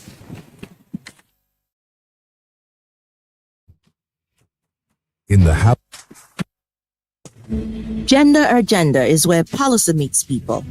It's a bold policy literacy platform bridging the gap between decision makers and women across every sector. From parliament to politics, from leadership to governance, from peace to economy, development, human rights, from Nigeria to the rest of Africa, Gender Agenda amplifies voices too often excluded, ensuring every voice counts. Through compelling storytelling, social impact dialogue, thought-provoking documentaries, town halls that lean on data and research, we raise the bar. Gender Agenda, every Friday, 4:30 p.m. on AIT and on AIT's YouTube channel live. My name is Adora Sydney Jack, and this is Gender Agenda. Gender Agenda. Women rising. In the hallowed chambers where laws are forged and a nation's destiny is decided. This is your parliamentary program, Inside the Parliament on AIT. Voices rise, opinions clash, debates ignite. We cannot be apologetic in the discharge of our constitutional duties as lawmakers of the Federal Republic of Nigeria. Proving that the election peacefully and in accordance with law must shift to INEC. From the Senate to the House of Representatives, this is where policies are tested, laws are crafted, and authority is held to account. We spoke to some lawmakers on their opinions of the document presented by the president. Every motion, every argument carries the hopes of millions. We need more hospitals, more health clinics in communities so that they can effectively take care of the primary health need of people. The questions are tough. The exchanges are intense. Mr. President, you can have your way, but I will have my say. You can use the gavel, and I will use my voice. And those who want the proviso are 55 in number. And so the proviso says. But who truly stands for the people? Who is driving the change that defines our tomorrow?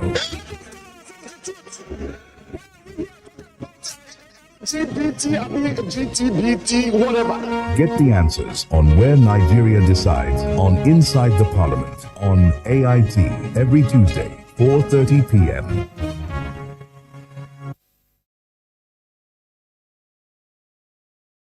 It's a beautiful Wednesday morning. This is Kakaaki Social, and I am Chidera Isdoe. Now let's get straight into it. Lagos is cracking down on street begging because the Lagos State Environmental Task Force has arrested 396 suspected street beggars in a fresh enforcement operation across the state.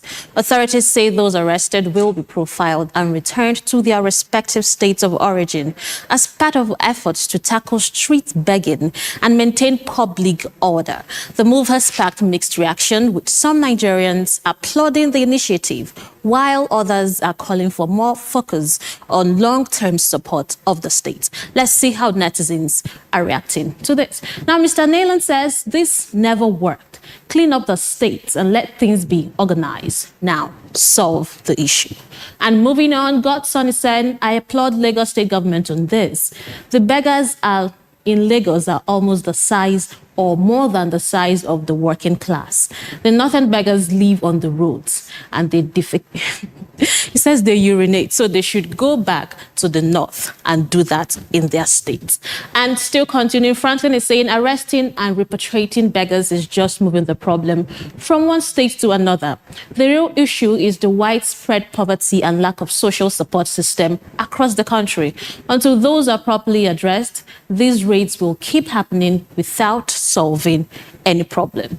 And the last reaction is saying if they really and truly need help, they should be rehabilitated and supported, not just relocated. Sending them back without addressing the root cause may not solve the problem. Now, photos making rounds online has Nigerians talking after First Lady Remi Tinubu was seen harvesting fresh vegetables from her garden at the Aso Rock Villa. The First Lady showcased a different side of life inside the presidential villa, one that many say promotes healthy living, self-sufficiency, and home gardening. And as expected, the photos have sparked mixed reactions across social media, while some Nigerians praised the simple lifestyle and the message behind it. Others couldn't resist turning the moment into hilarious memes. Let's see what netizens are saying on the socials. Now, this person says, this user is saying, Senator, Pastor, Iyalakara, farmer, First Lady. She wears so many hats. Maybe she should just run for the next election.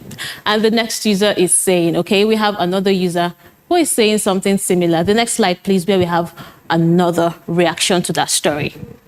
Okay, now Abel is saying, Shebi the Aso Villa gets security 247, but our own farms and settlements, bandits don't surround them.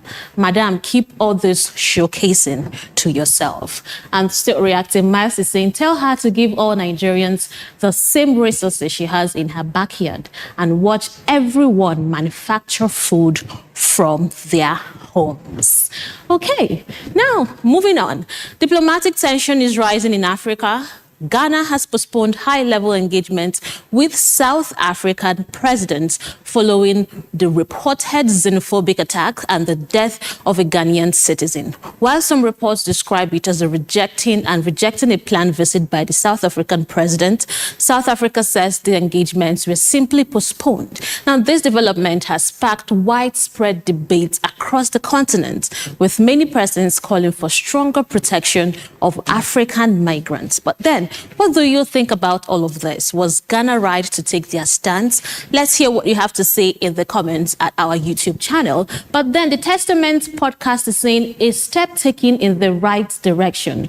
But my question is, what steps had the Nigerian government taken, knowing fully well that Nigerians living in South Africa have suffered more than any other country in Africa?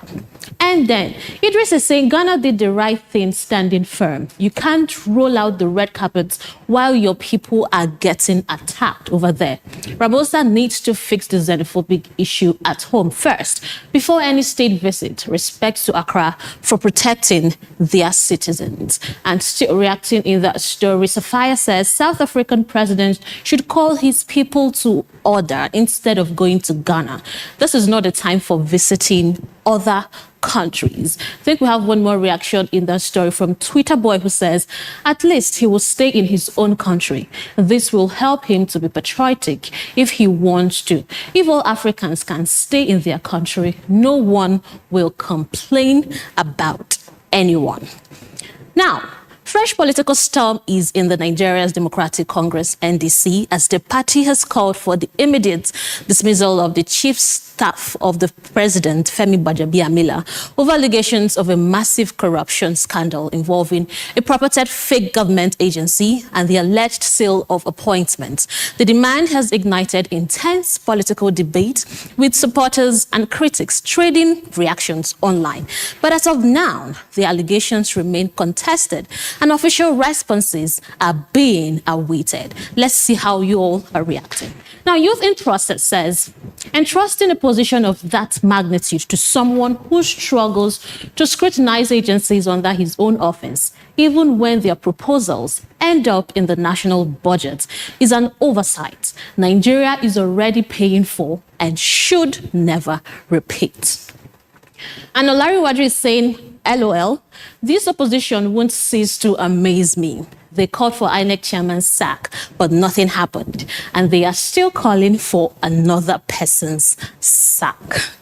And Gloria is saying, as it should be, in any serious country that does not tolerate gross financial misappropriation at the highest level of government, there would be a thorough investigation, and those found culpable will face the full weight of the law. But here, it is business as usual, with propaganda, deflection, and attempt to sweep everything under the carpet. This is deeply shameful and embarrassing. And we have one more reaction. Okay, now a very interesting story. The woman who recently went viral after claiming she earns 2.5 million naira every month from selling roasted corn is now singing a different tune. Now, in a new video, she tearfully asked Nigerians for help, saying, if I was really making 2.5 million, would I still be standing under the sun selling corn? Or she later explained that the viral claim was made purely for content, sparking mixed reactions online, while some persons sympathize with her. Others say the incident is a reminder to be careful about believing everything we see on social media. Let's see this video. How much are you making from this business per month? In a month? Per month? I make like for 2.5 million. 2.5 million? Yes. Jesus. That one bar on all social media and the rest of social makes 3.5 million naira every month. I look like 2.5 million. Okay, I was one director about missionary, so I'm about to ask our question. So, Mama, you on social media in the space. I can make that a lot of money in Nigeria. I don't know if the things will go viral. I'm like, now we are saying, I start this business. I can't make it. I want that. Okay, let's see what y'all are saying on social media. Now, Scott is saying it is simple. There's no need for a long talk. She claims to make 2.5 million naira, which suggests everything is fine with both her business and finances. Just as those who sell their votes and don't deserve pity for the consequences of their choice, anyone who is suffering but still tries to make the government look good shouldn't expect sympathy either. People like this are part of the reason we have these problems. They keep protecting a false image that doesn't reflect reality. Fake lifestyle and fake wealth are more common than many people realize. And Maren says the interviewer saw that her content went viral and decided to take advantage by turning it into Lucky Ndu-like content. She knows that once you point a camera on anyone and ask Nigerians for help, we will definitely show up. And still reacting, Bello says it's simple. She claims to be making 2.5 million monthly, which suggests that everything is fine with her business. Okay, that was the same reaction. An elderly woman who is fully aware of the situation of the country, and you lied. And we have a final reaction from that. Okay, now football fans are divided. A video captioned Argentina robbing Egypt is making the rounds online after Argentina's dramatic victory over Egypt yesterday, with many fans claiming that the key refereeing decisions were unfairly favored to the South Americans. Now, this clip has generated hits across social media, with supporters calling it a clear injustice, while others insist the officials got the major call right. Now, let's take a look at this video.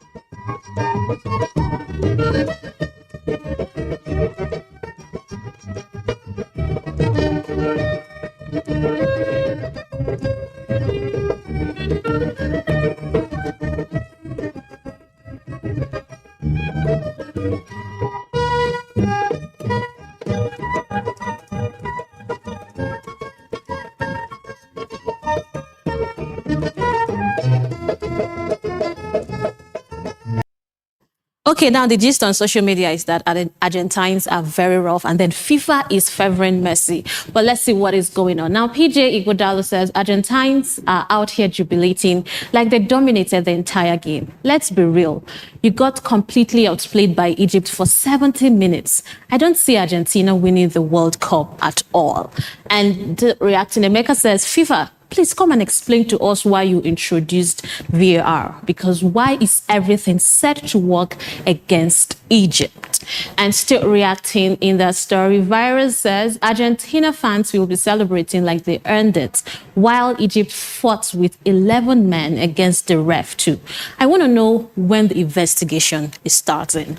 And the final reaction in the story is from Soccer, who says Argentina owns fever. Nothing anybody can say about it. I feel petition should be written against FIFA.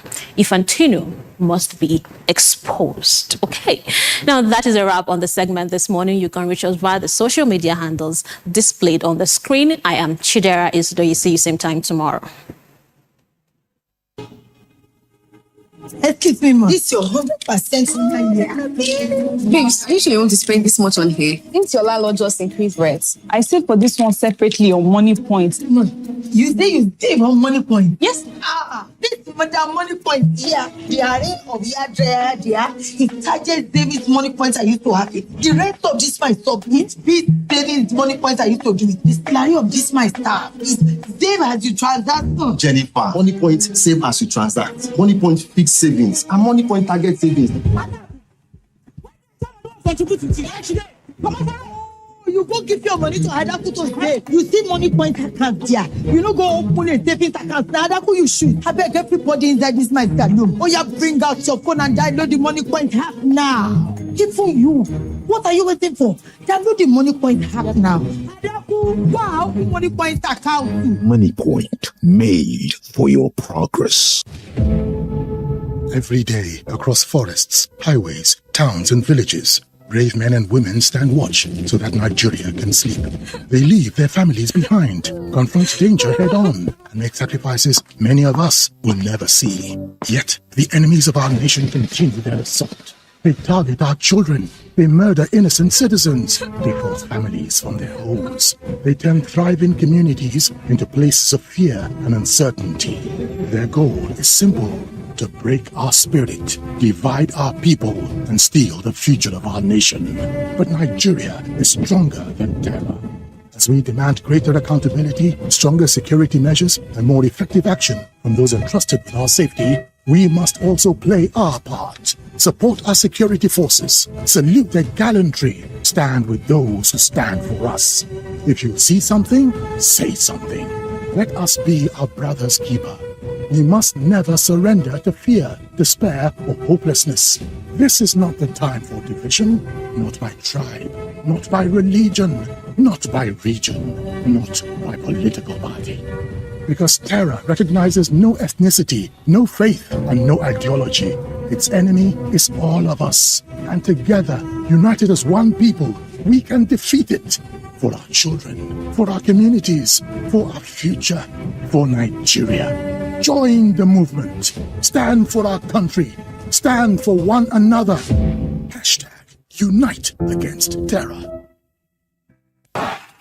The FIFA World Cup 2026 is here. Watch all 104 matches live on StarTimes, from the opening match to the final showdown. And this time, it's not just watching, it's watch and win. Subscribe or buy a StarTimes decoder and stand a chance to win the 10 million naira grand prize, plus many exciting prizes nationwide, with subscription packages starting from just 4,000 naira. Recharge now via StarTimes app or visit any StarTimes office or dealer outlet near you. StarTimes, enjoy digital life. On your Monday, we shall start. Afiwaju. On your Monday, we shall start. Bola. On your Monday. On your Monday. Afiwaju. On your Monday. The wheels of Nigeria's progress are advancing, and President Bola Ahmed Tinubu door-to-door movement is also advancing the renewed hope agenda by inviting you to a historic occasion of the inauguration of the National Executives, led by the founder and grand patron, High Chief Dr. Government Owezide Ekpemupolo alias Tompolo. Date, Thursday 9th July 2026 at the Transcorp Hilton Event Center, Abuja by 11 a.m. prompt. Join leaders and patriotic citizens from across the nation to witness this historic movement. The PBAT door-to-door movement, together for a greater Nigeria. In today's global economy, information is everywhere, but insight is rare. Because of the high rate of fuel, the cost of commodities, cost of everything in this country is high. This is unacceptable because Nigerians cannot be made to suffer every time. So, where do you turn for clarity? The right questions. What is in need for Nigerians? Let's really break it down. Income strata wise, revenue strata wise for companies. What are some of the inhibitions that are not making trade work for all? The real answers. Stimulus package must take a different shape beyond what we have seen in sharing of rice, sharing of money. Nancy brings it to you on Moneyline with Nancy. Good morning, everyone, and welcome to Moneyline with Nancy. Clear, well-researched conversations focused on what truly impacts you. Is it that we don't know the number of MSMEs we have in the country, or we don't know where they are? I don't think we can identify 40-something billion MSMEs. So people are not saying. Nigeria has the policy framework in place to be a leader on this approach. You can make farmers bankable. Moneyline with Nancy now airs 10 a.m. to 11 a.m. Weekdays, live on AIT and online. If it matters to the economy, join us.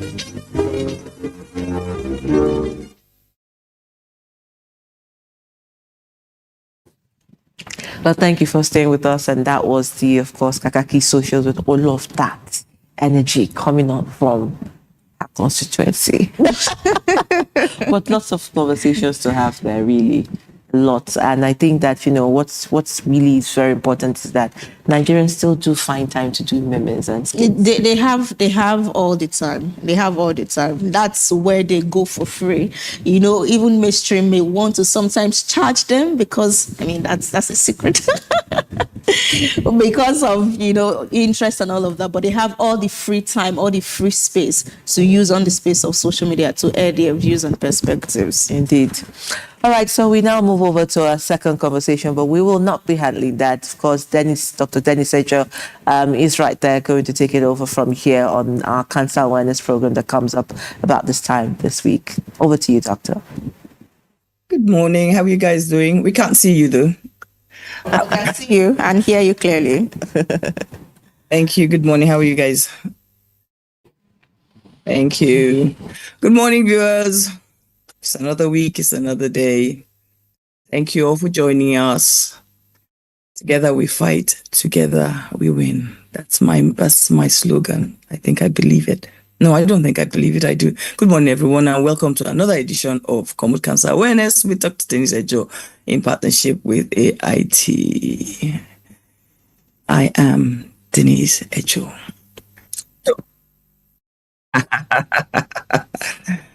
When most people hear the word cancer, they immediately think of breast cancer, prostate cancer, or cervical cancer. Those are important conversations.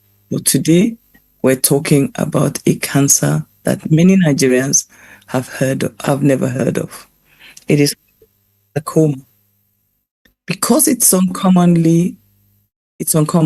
many people mistake it for an ordinary swelling, a sports injury, arthritis, or even a spiritual attack, our words.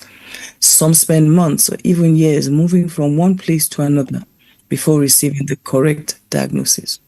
Yet, like many cancers, early diagnosis can make a significant difference. So today, we'll try and answer some very important questions.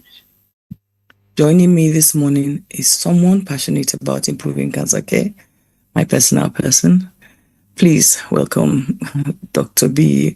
Olutunde Olusegun, a consultant clinical oncologist at the University of Port Harcourt Teaching Hospital. Dr. B, good morning. How are you doing? Hello, Dennis. Good morning. Good morning, viewers. And how are you doing, Dennis? Hanging in there, I hope. I'm really sorry.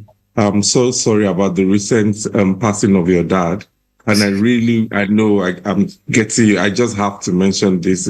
I can't even imagine that you are on air at this time, knowing that this just happened a couple of days back. And with all that you're going through, we're praying for strength for you. Thank you for always holding up the fort and speaking the truth about cancer everywhere you go. And thank you for that smile. Unbelievably good. Thank you. Thank you, Doc. How are you? It's very nice to see you. Pretty good. It's good to see you too yourself. Thank you. So let's go. Let's start this conversation. And let's start with basics, because even I never get to understand sarcomas. I lost a very close friend of mine to sarcoma. One of her days was sarcomas, and I didn't get it. I saw it, but I didn't get it. So many viewers today are going to be hearing the word sarcomas for the first time. So what is sarcoma? So sarcomas, you're right, they are not the commonest cancers out there, and people will usually not know them unless we speak about it or unless they know someone who has been diagnosed. But so the way the body is structured is that we have a lot of supporting tissues that uphold the body, either they connect or they are holding up the body. And these things are generally called supportive structures of the body. And unfortunately, there is nowhere in the human body except the nails and the hair that I am aware of that cannot develop cancer. So sarcomas generally mean when it refers to when cancer develops in connective tissues of the body that either support or connect, or surround, hold in place things. So this connective tissue is the area where this type of cancer, this abnormal growth starts from, right? And broadly, we have two classes, which will be osteosarcoma, referring to the rigid structure that is the bone. But I think today we're more interested in talking about the soft tissue sarcoma, which refers to all other forms of connective tissue. So like the fat in the body, like muscle, like coverings of certain organs, structures within vital organs like the uterus and all of that. Now, so the connective tissue in itself are things that we don't think about every day, but that they serve a lot of purpose in keeping us healthy, keeping us who we are, keeping everything in shape. Now, blood vessels move blood from point A to point B, but then they are not, we don't typically think of them like we think about the liver or the lungs and things like that. And it's this connective tissue, supporting structures that surround and all of that, that give rise to what is called sarcomas. It's when cancers arise from this connective tissue that we regard to as soft tissue sarcomas. So I'm going to try and be a layman here because, you use language. So soft tissues. I'm going to give an example. Are you referring to soft tissues as like the thigh, the arm? Okay. Is that what you're? Great question. Yeah. So soft tissue is everywhere in the body. Honestly, it's in the brain, it's in the thigh, it surrounds the organs themselves. It acts as a supportive structure. Sometimes it's in the blood vessels. So you can have a sarcoma, which is a soft tissue cancer arising from any one of these structures. So you can have it in the head and neck. You can have it sometimes in the chest. You can have it in the limbs, the upper limbs. So if, for instance, it's happening in the limbs, then it would be like maybe a muscle in this place, or maybe the fat from around there, and then cancer develops. But these things can happen anywhere all over the body. So you would have head and neck, you would have the trunk, which is the whole body, and then you could have cancer in the limbs.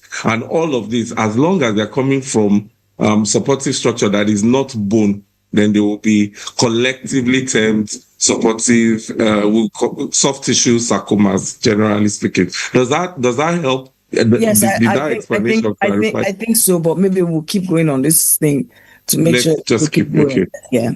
So one reason people don't know about sarcomas is relatively because I think it's rare. I don't see a lot of conversations about it. I do hear, I see the adverts on it, but I don't really see. So how different is it from the cancers we hear about every day? Is it the same? I would say to you, I think I know a lot about cancer in a lot of ways, but I don't really think I understand sarcoma. So now you've explained the first part of it, which is where I can find it and how it should appear. So what makes it different? Because sarcoma in the sarcoma and the one in the body. They may be breast cancer or prostate cancer. Yeah. Okay. So cancer is always cancer, right? Wherever it is, there's something fundamentally wrong with a cell in the body, whether it's a breast cell or prostate cell or a soft tissue cell like we're talking about now, that ideally should live for a specified duration and then naturally die off, so that there is no overpopulation. So what happens in every form of cancer is that normal cells that should divide for a period of time and then die just don't die. They adopt immortality and then just keep dividing and dividing. The trigger for this is usually multifaceted. So, but whatever the cancer is, whether it's starting in the breast or it's starting in the lungs or it's starting in the soft tissue, this would be what is going on. A muscle cell or a fat cell or a connective tissue cell, nerve covering cell just starts to divide abnormally and keep going forward. But because we don't have enough information about it out there, one of the challenges is that a lot of people attribute sarcomas, particularly in the limbs, to other forms of injury. They are not even suspicious ab initio, at the time when they can get the best level of care that can that can't bring about cure, they usually think it's nothing, right? Because say you notice, I'll just jump into how they could present, like with a small painless swelling. See, the key word here, Dennis, is painless. This is what the biggest challenge with most types of cancer is that there is no pain at the time that the problem starts. There's usually no pain. So there will be mild exceptions based on the connection. But let's look at things that we can see. Someone develops a small swelling on this part of their hand. It's not paining them. It's not restricting movement. They probably just think of it as, a bump. I don't know when I hit this hand, or did I fall? And interestingly, there might have even been some trauma, like a week before that happened. Well, it's just coincidence, right? But because there was, a child who escaped from home, went to play soccer, had a fall, the mother caught him, and then suddenly there's this bump on that leg. You see where that coincidence is, and they say, oh, he fell. Then they start to massage, put rub, and do all of those things. I think this sort of separates sarcomas from the general other types of common cancers, because we do know these cancers, we know what their symptoms are. We always talk about them much more often than this sarcoma that we're talking about, and it's a great thing that that's what you picked up today. So generally speaking, this is probably what would differentiate them: the painlessness at the beginning, and then going on to become, someone's thigh. If a sarcoma starts in the thigh can almost double in size, and there will still be no pain. Right? So these are certain things that make it quite peculiar, Dennis. Thank you.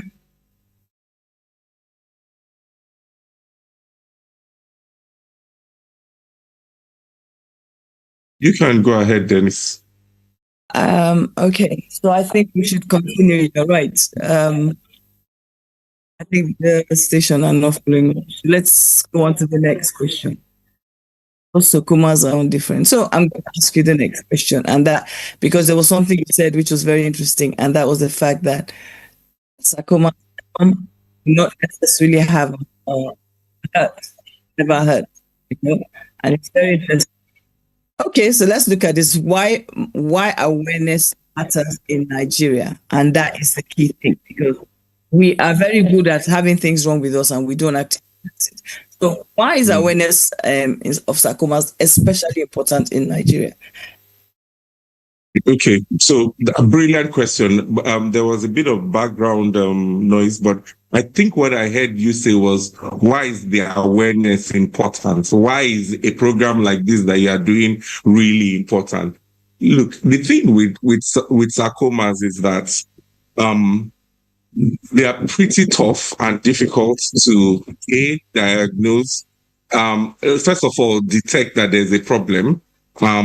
They are also mostly amenable to surgical treatment, right? Mm-hmm. And for you to be able to do a surgical treatment, the disease has to come in early. So again, let me use my hand because it's pretty visible. If a sarcoma starts in this hand, and a person catches it early, a simple surgery to sort of just, cut off somewhere like this. I should turn around.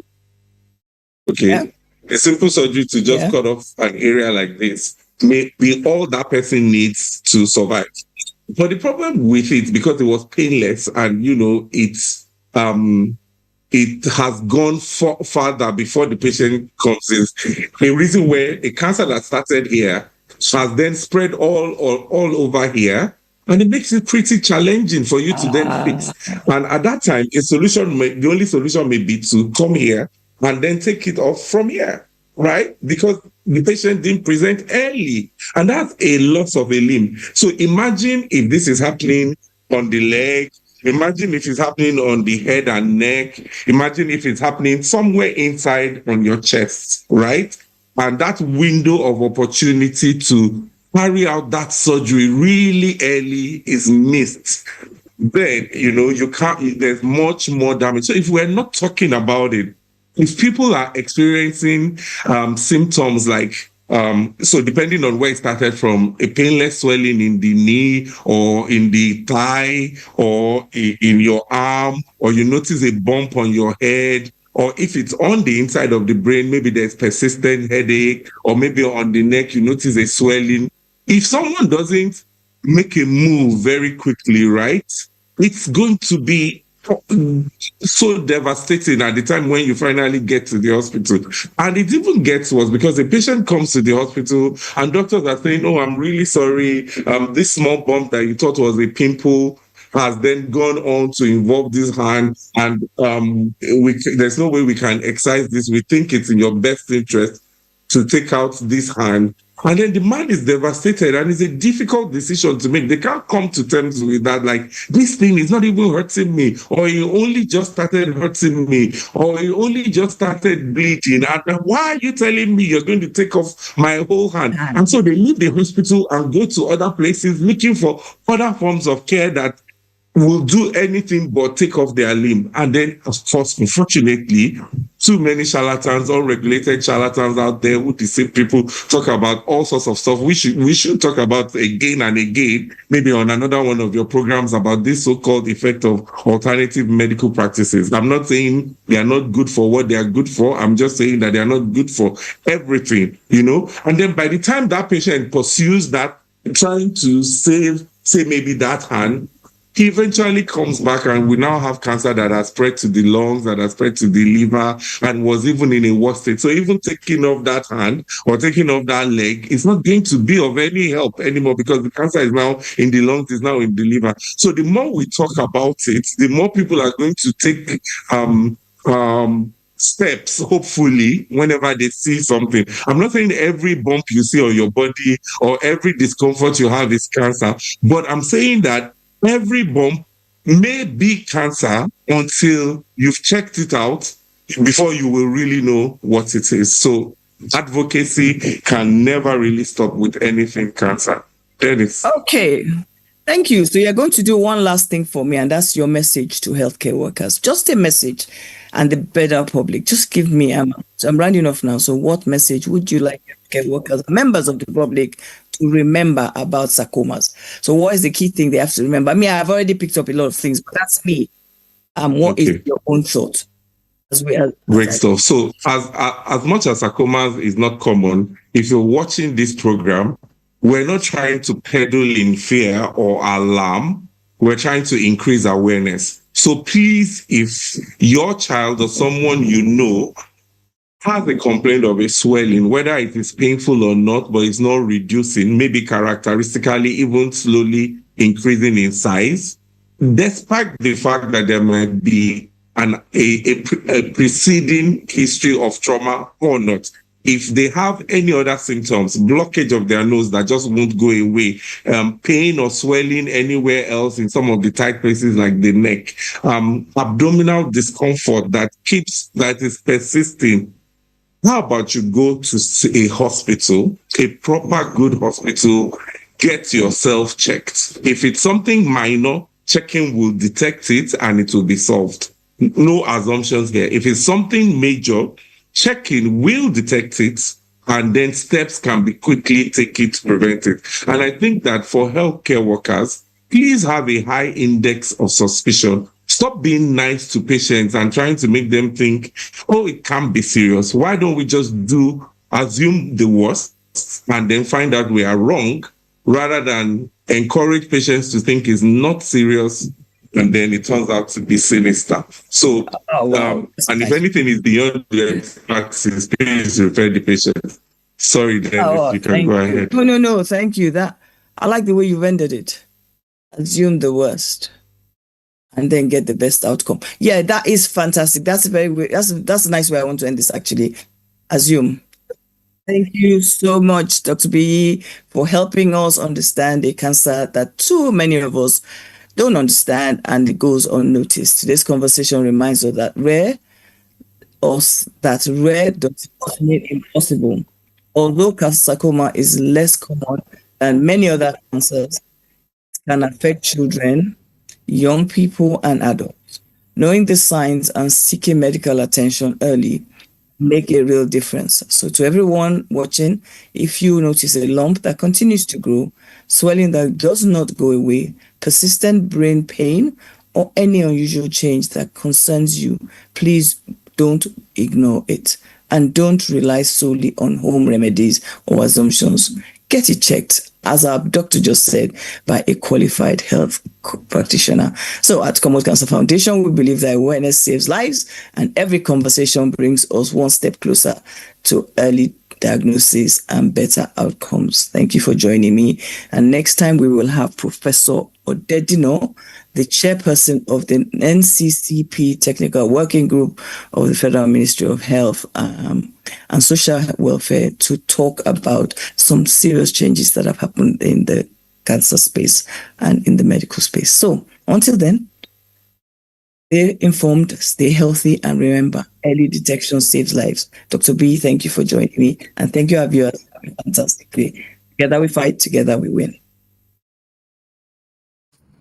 Thank you, Doctor. Of course, that was a great conversation. So I assume the worst and then let it be that we are wrong. And you get the best out of it. Indeed. All right, it's now time for entertainment and lifestyle. Hello and welcome to Entertainment and Lifestyle on Kakaaki, the African Voice. I am Chidera Ezudui. Lagos resident online streamer and content creator Habib Hamzat, popularly known as Pella, who has been trending for some weeks now, has been arraigned before a Lagos State Magistrate Court by the State Police Command. Pella and one Bello Oladipo were arrested by the police for driving a car without a licensed number plate, in violation of the recent directive on threat to security by the Inspector General of Police. The duo are facing a 3-count charge bordering on arrest resistance, obstruction of police officers from performing their lawful duties, as well as threatening and filming officers in line of duty. The arraignment followed a July 2nd, 2026 incident along the Lagos Coastal Road, where police officers intercepted Pella for allegedly driving a vehicle without a registered number plate. While the content creator claimed the vehicle was a recent purchase, the officers rejected the explanation and insisted on escorting him to the police station. The encounter escalated when Pella began filming the interaction on his mobile phone, claiming a police officer assaulted him, an allegation the police have countered, which led to the formal charges filed against Hamzat and Oladipo. They have pleaded not guilty. The court then granted them a bail of 500,000 with 2 sureties, one of whom must be a blood relative. They are also to present their tax clearance for 2 years, and the case has been adjourned till August 11th, 2026. The impact art plays in Nigeria's creative space and its economy has been lauded by not just the arts community, but by legal luminaries who say there is a growing intersection between legal practice and creative cultural expression. It's highly commendable and it's worth the effort because, as you know, the world is very creative these days. The young folks are full of talent and they need the exposure for people to know that they are gifted, natural gifts, and an organization or a corporate body as this, backing them and pushing them to let people know of all these hidden talents will help to improve the growth of culture, natural gifts of our younger ones, help them to express themselves internationally, globally. I believe it's a highly welcome idea. My generation, when I was born, if I told my parents I wanted to be an artist, they would beat me sentencing to me, and they can see I'm a lawyer, so none of that worked out for me. But yes, I'm grateful it's a viable economic industry and also has a very low threshold in terms of entry point. So while some professions will necessarily require training, I'm not saying that this doesn't, but quite a few people are able to enter this industry and improve themselves. I came here today and I had to call him and tell him I feel alive. Like, I feel wowed. I feel amazed by almost all the artworks that are here, especially because the artworks is screaming creativity. I've never been in such a creative space in my whole life, and I feel amazed to be here. This was emphasized in Lagos by men of the bench, art lovers, and the diplomatic corps, who lauded the contributions of the creative industry to the nation's GDP, as well as harped on catching them young. In terms of the age group, we believe that giving a platform to the 18 to 30-year-olds gives us an opportunity to offer them a platform to reach a wider audience. The reason why the creative industry has grown largely is because, of course, the music and the movie industry. But there are other areas like what we are doing, like art, where we have as talents that are as good as those in the movie and the entertainment industry, and they just need the opportunity to showcase. Nigeria. They said legal heritage and creative expression would go a long way to promote social development. Hollywood star Dwayne Johnson, who is all geared up for the release of his upcoming film Moana, has shared his 2 cents on depression and the importance of empathy after an emotional interaction with a man in the audience who broke down in tears during one of his talks. Johnson shared a video of himself talking about trying while a man in the audience was seen listening intently to the star before breaking down in tears, and then hinted the Hollywood star to have been battling depression. Recalling the moment, the superstar urged people not to judge others too quickly, stressing that everyone is fighting battles others may not see. Dwayne Johnson's upcoming film is a musical adventure film, a live-action adaptation of Disney Animation's 2016 film, the 3rd installment, and the first live-action film in the Moana franchise. American rapper Lil Wayne and his partner have called it quits. The 43-year-old entertainer and his rumored former partner are no longer engaged, as revealed in a post shared Sunday, July 5th, while addressing his recent concert cancellation in Maine. Wayne has had a long dating history that has included multiple engagements with singer Nivea and actress Lauren London, both of whom he shares children with. He has been married once to his former high school sweetheart and mother of his first child, Toya Johnson, but they divorced in 2006. That's an entertainment and lifestyle. I am Chidera. All right, thank you so much for that package. And indeed, that will be the size of our package this morning on the program. We'd like to thank you so much for being a part of it. I'm Rena Obio on social media. Rena Obosige. All right, thank you so much for all our social media feedback. And to Shegeman, commentaries on your anchors, a little disdainful, but thank you also for those who came to the rescue and told him do not disrespect women while on air, and definitely not one for Rena. All right, my name is Adora Sidney Jack. See you again next time. Goodbye.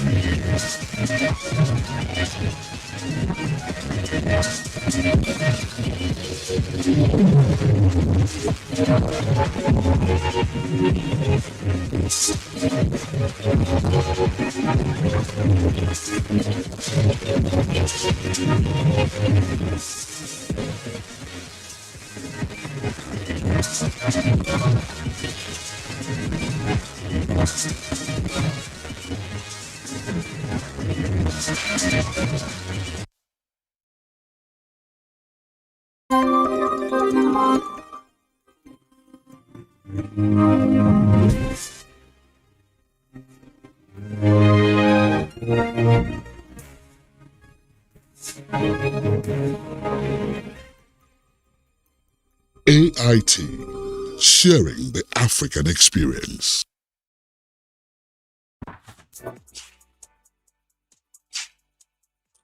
Enjoy the best of African musical videos. Save me from myself.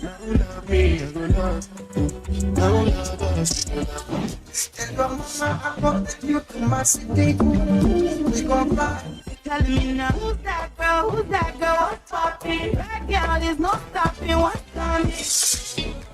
Sweet Fanta Diallo, I know fit protect you. Many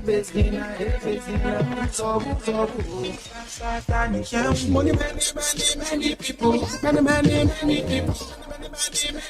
Entertainment gists, interviews. Welcome to Shaka Tower Up Close and Personal. Welcome to Shaka Tower Up Close and Personal. They call me too, Baba. Keep watching Shaka Tower on AIT. What's up with the coming phase? Keep watching Shaka Tower on AIT Network. Keep watching Shaka Tower on AIT Network. Events and party lifestyle. Thursdays at 6 p.m. and Saturdays at 3:30 p.m. right here on AIT Network. Shaka Tower, the home of entertainment.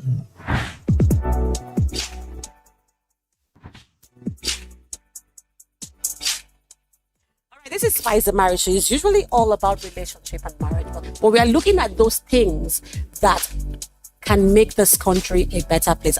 You are having hands-on experience in different industries.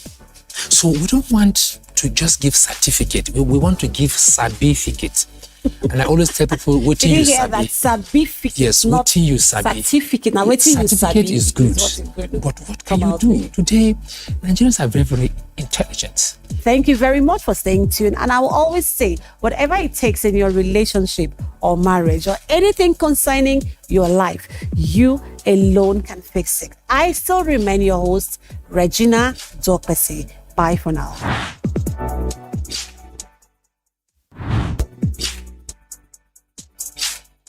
I hope you know what you're doing. In the bid to get a new song, don't lose the one you have. Life, like an unending ocean. We have the Lord on your head. Come back with the document, even if you have to kill, steal, or destroy. Please, tell our children who this boy is.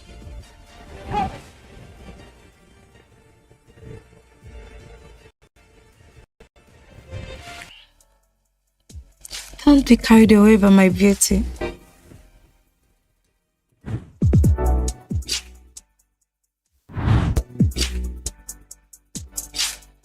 Welcome to the Defender, your window into the Nigeria Security and Civil Defense Corps. We take you beyond the uniform into the heart of the service. We have also established a lot of